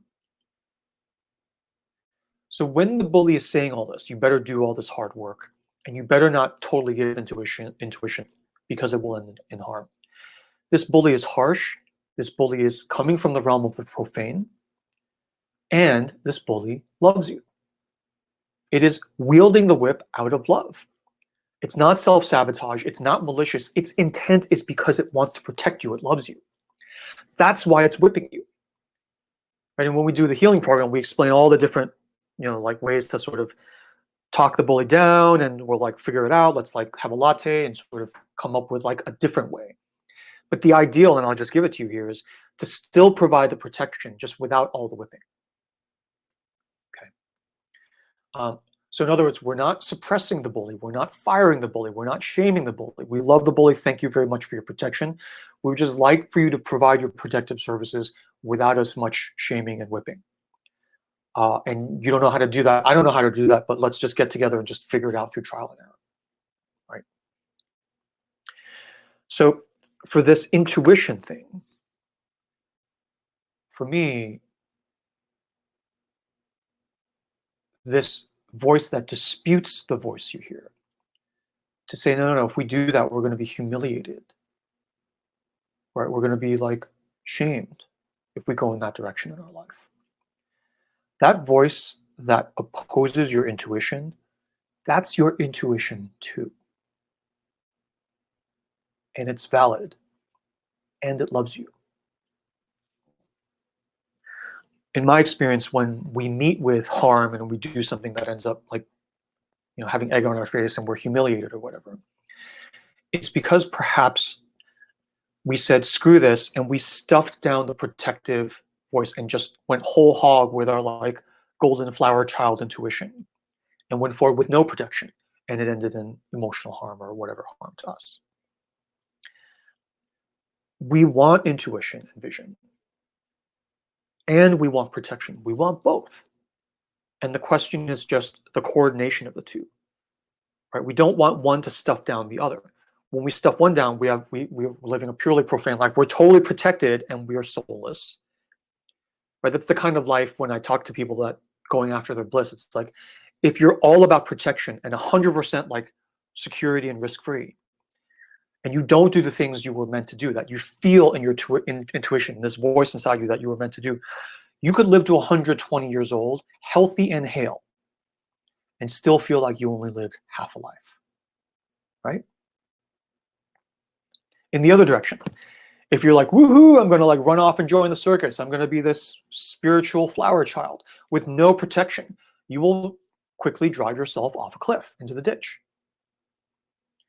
Right? Because you need protection as well. You can't stuff either side down, you need both. And the trick of it, right, the real sort of crux of it is figuring out in each individual case how you get the two coordinated and rowing in the same direction, right, rowing in the same direction. When you do that, the compass reading, the way it will feel when you're rowing in the same direction, is that it will, for lack of a better term, it will feel good. It will just feel amazing. Right? You won't be doing things because you have to, because it's hard work. It won't feel hard. It will just happen. And it will feel good. And you won't actually feel guilty about it feeling good either.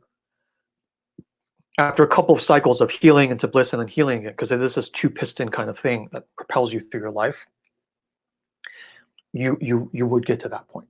You would get to that point. Okay. Thank you so much, and I hope that was helpful. And the last question here is a question about the genii. I don't want to get into this too deeply, but basically, the answer is yes. The genii are often expelled, exiled board members. The genii, I talk about this in one of my programs, in ancient Roman times were a class of not minor, but like middle management deity, spirits. Not full gods, but like spirits, guardian angels. It's where the word genius comes from. Right? So now we say, oh, he's a genius. But in Roman times, that's a misuse of the word. It's like, you aren't a genius. You have an amazing genius. And everyone has a genius. So I won't explain that whole thing now. But yes, they are your guiding spirits. And my genius comes in the form of like a muse that like is that intuition that I hear. And I've learned to calibrate and figure out how to listen to her. And she'll often tell me to do things that are terrifying for me, that are no big deal for other people, but terrifying for me. And so, yeah, so the quick answer to your question is those are pieces of us that want to return, and you would just talk to them, as you would to that like figure in the shower, just as we talk about in day 3 of the 7-day healing series. It's that method we use to do those interviews, to get that wisdom out and to collaborate and figure out what their guidance is and how much of their guidance we're willing to sort of enact at this point in time. Because often they'll give you the full view of like your entire life, and you're like, I can't even imagine how, it's too bright. Like turn it down. It's too bright. And they're like, oh yeah, okay, sorry, and they'll turn it down. And then you'll figure out what to do just like for the next month. It's like, turn it down. Just give me the next breadcrumb. I cannot see the full vision of my life. It's too much, right? So that's how I think about that. Okay, so that's the end of the Q&A section. It looks like some people posted questions while I was talking. I would encourage you to copy and paste those into next Sunday's session, and I'll send that out in the replay. I'll also put that link in the Facebook Live post if you're watching from Facebook. Okay. I hope that Facebook Live thing is still working. Okay, looks like it's still working. Okay, great. Okay, and so for the last two sections, and then we'll close the session of sacred space. Um,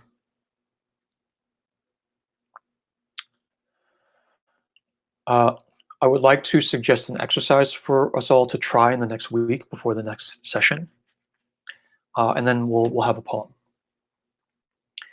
So the suggestion for the exercise is, if being here in sacred space feels good, there's something else you can try, which is between now and the next time, which is to experiment with bringing this feeling of sacred space with you into the outer regular world. In other words, to step out into the regular world, online or going to the grocery store or talking to your family members or friends on the phone or whatever, to re-enter the profane world, but retaining your sense of sacred within you. Where you, as you are in a realm of fear, threat, and control, and yet you yourself, if you want, only if you want, and if you feel like it, you yourself are basically devoid of the feeling of fear, threat, and control.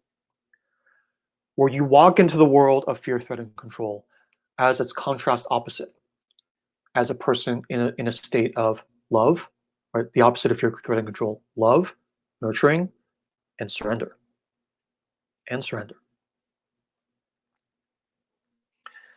For those of you who have done 0-minute meditation, this is actually, I don't teach this in 0-minute, the sacred and profane, but if you've done 0-minute, this is basically the same thing, where you're moving through the world in that state of this, not this, okay? And all of those guidances in 0-minute apply here to this sacred space exercise.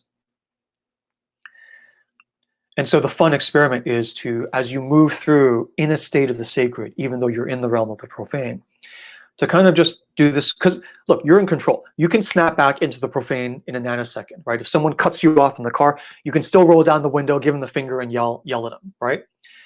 So you're in control. It's not like, oh, I can't. You can snap into profane anytime. We're all good at that. So this is just this fun little experiment where it's like, let's just see how long this lasts. Or can we do that, flip them off, and then go back into the sacred as you continue driving along? Right? There's no rules, right? Who's to say you can't do it like that? Right? You can experiment. No one knows.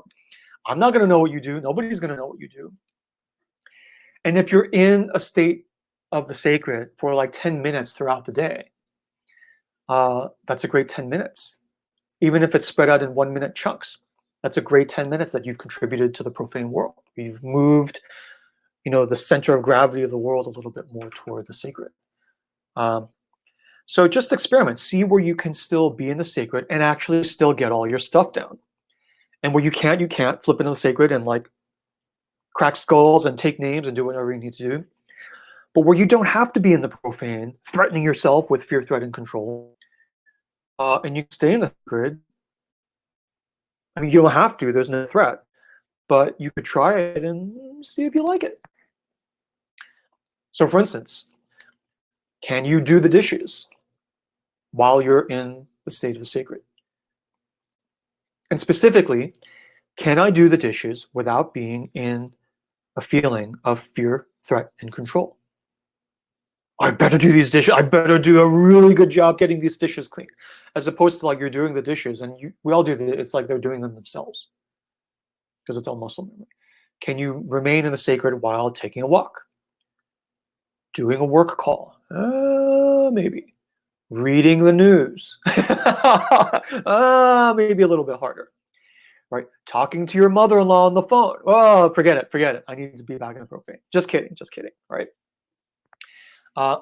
Can you remain in the sacred even while you're having a disagreement or argument with your lover or child? I don't know. I'm not saying you have to. And I'm not even saying you have to try. I'm just saying this is the interesting experiment that you can run over the next week if you feel like it. Okay. So try it out. Only if you want, no pressure or threat. But if you do try it, I would love, if you want, to post some of your experiences in the question section of next week's session, because I would love to hear what happens, if you want to. And that's just my own, it's just nerdy excitement for me. Okay. Okay. And with all the talk of masks coming off and fear of death and going into grief, I wanted just to close with a poem. And this is a poem by Rilke. If you don't know Rilke, it's just one of the giants, one of the great German lyrical poets of the 20th century, and just an endless treasure trove of beauty in poetry. And then I'll give this poem, and then we'll close the session. So for those of you who weren't in the last session, the way I'll read the poem is I'll read it twice. I'll read it first, stopping to give my own Artie color commentary. And then I'll read it once all the way through. So we squeeze out the juice in the first one, and then in the second one, you get to experience the verse and rhythm of the poetry itself, having all of the insight that you have. So this is Rilke, translated by Robert Bly. And the poem is called The Man Watching. I can tell by the way the trees beat after so many dull days on my worried window panes that a storm is coming.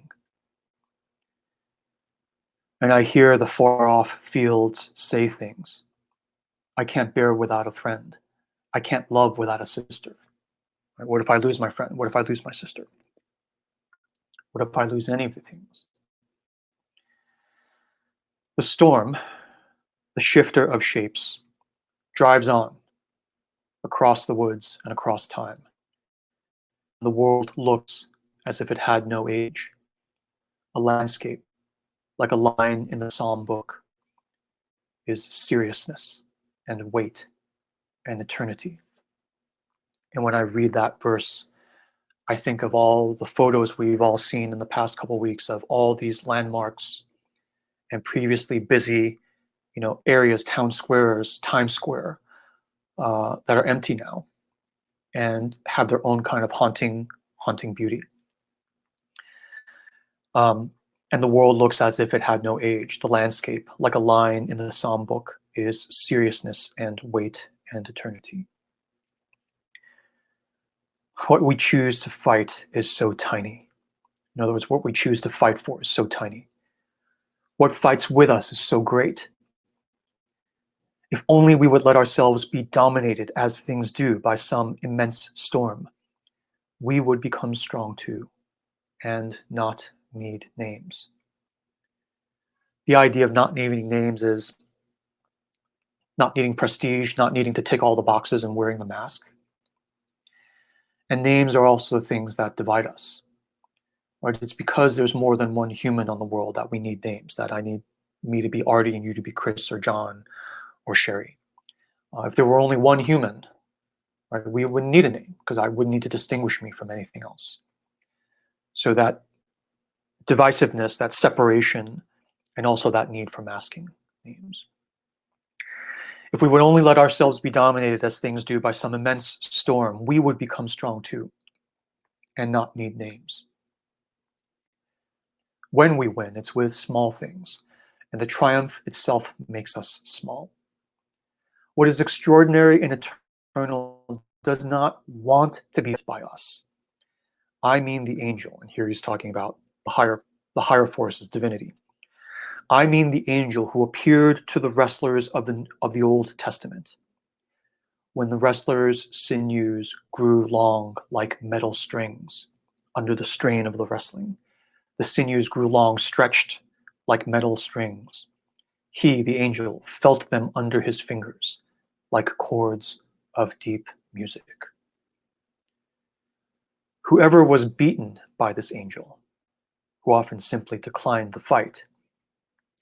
In other words, many of us, he's saying, are beaten by the angel because they're just like, I'm not even going to fight you, right? Grief, come. I'm not going to run. I'm not going to push you down. Come, sit with me. Do what you will. Whoever was beaten by this angel, who simply declined the fight, went away proud and strengthened and great from that harsh, that kneaded him like a kneading of dough, from that harsh hand that kneaded him as if to change his shape. Winning doesn't tempt that man. This is how he grows, by being defeated decisively by constantly greater beings.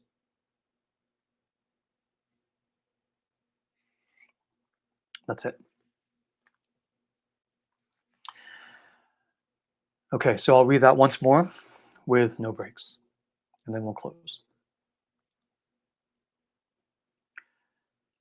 I can tell by the way the trees beat, after so many dull days, on my worried window panes, that a storm is coming. And I hear the far-off fields say things. I can't bear without a friend. I can't love without a sister. The storm, the shifter of shapes, drives on, across the woods and across time. And the world looks as if it had no age. The landscape, like a line in the psalm book, is seriousness and weight and eternity. What we choose to fight is so tiny. What fights with us is so great.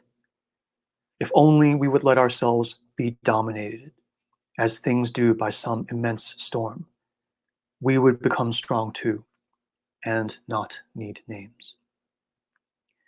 When we win, it's with small things, and the triumph itself makes us small.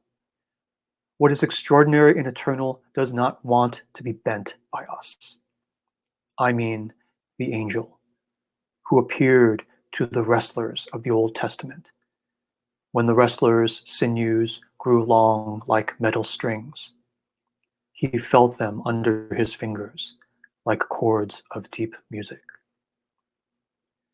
Whoever was beaten by this angel, who often simply declined the fight, went away proud and strengthened and great from that harsh hand that kneaded him as if to change his shape.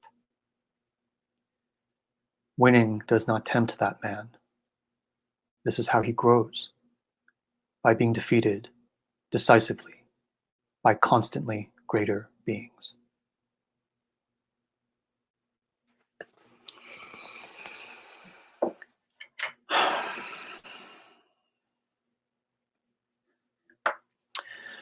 So now I will close the session and close sacred space and release you all. So again, our next session is Sunday. It's totally free and open to anyone, so feel free to invite anyone you'd like. And the questions you have coming out of it, please feel free to post them into the next session, and I will read them and use that to inform me and guide me for my comments in next week's sessions. So that's it. So I hereby close this session of our shared sacred space. Thank you for holding this space with me. And I thank you for sharing the nourishment, the emotional nourishment, the spiritual nourishment of this shared sacred space with me. Go in peace, bestowed with blessing, free of fear, free of threat, and free of the undue control of others. Have a great day, have a great week, and I will see you all in the next session. Thank you.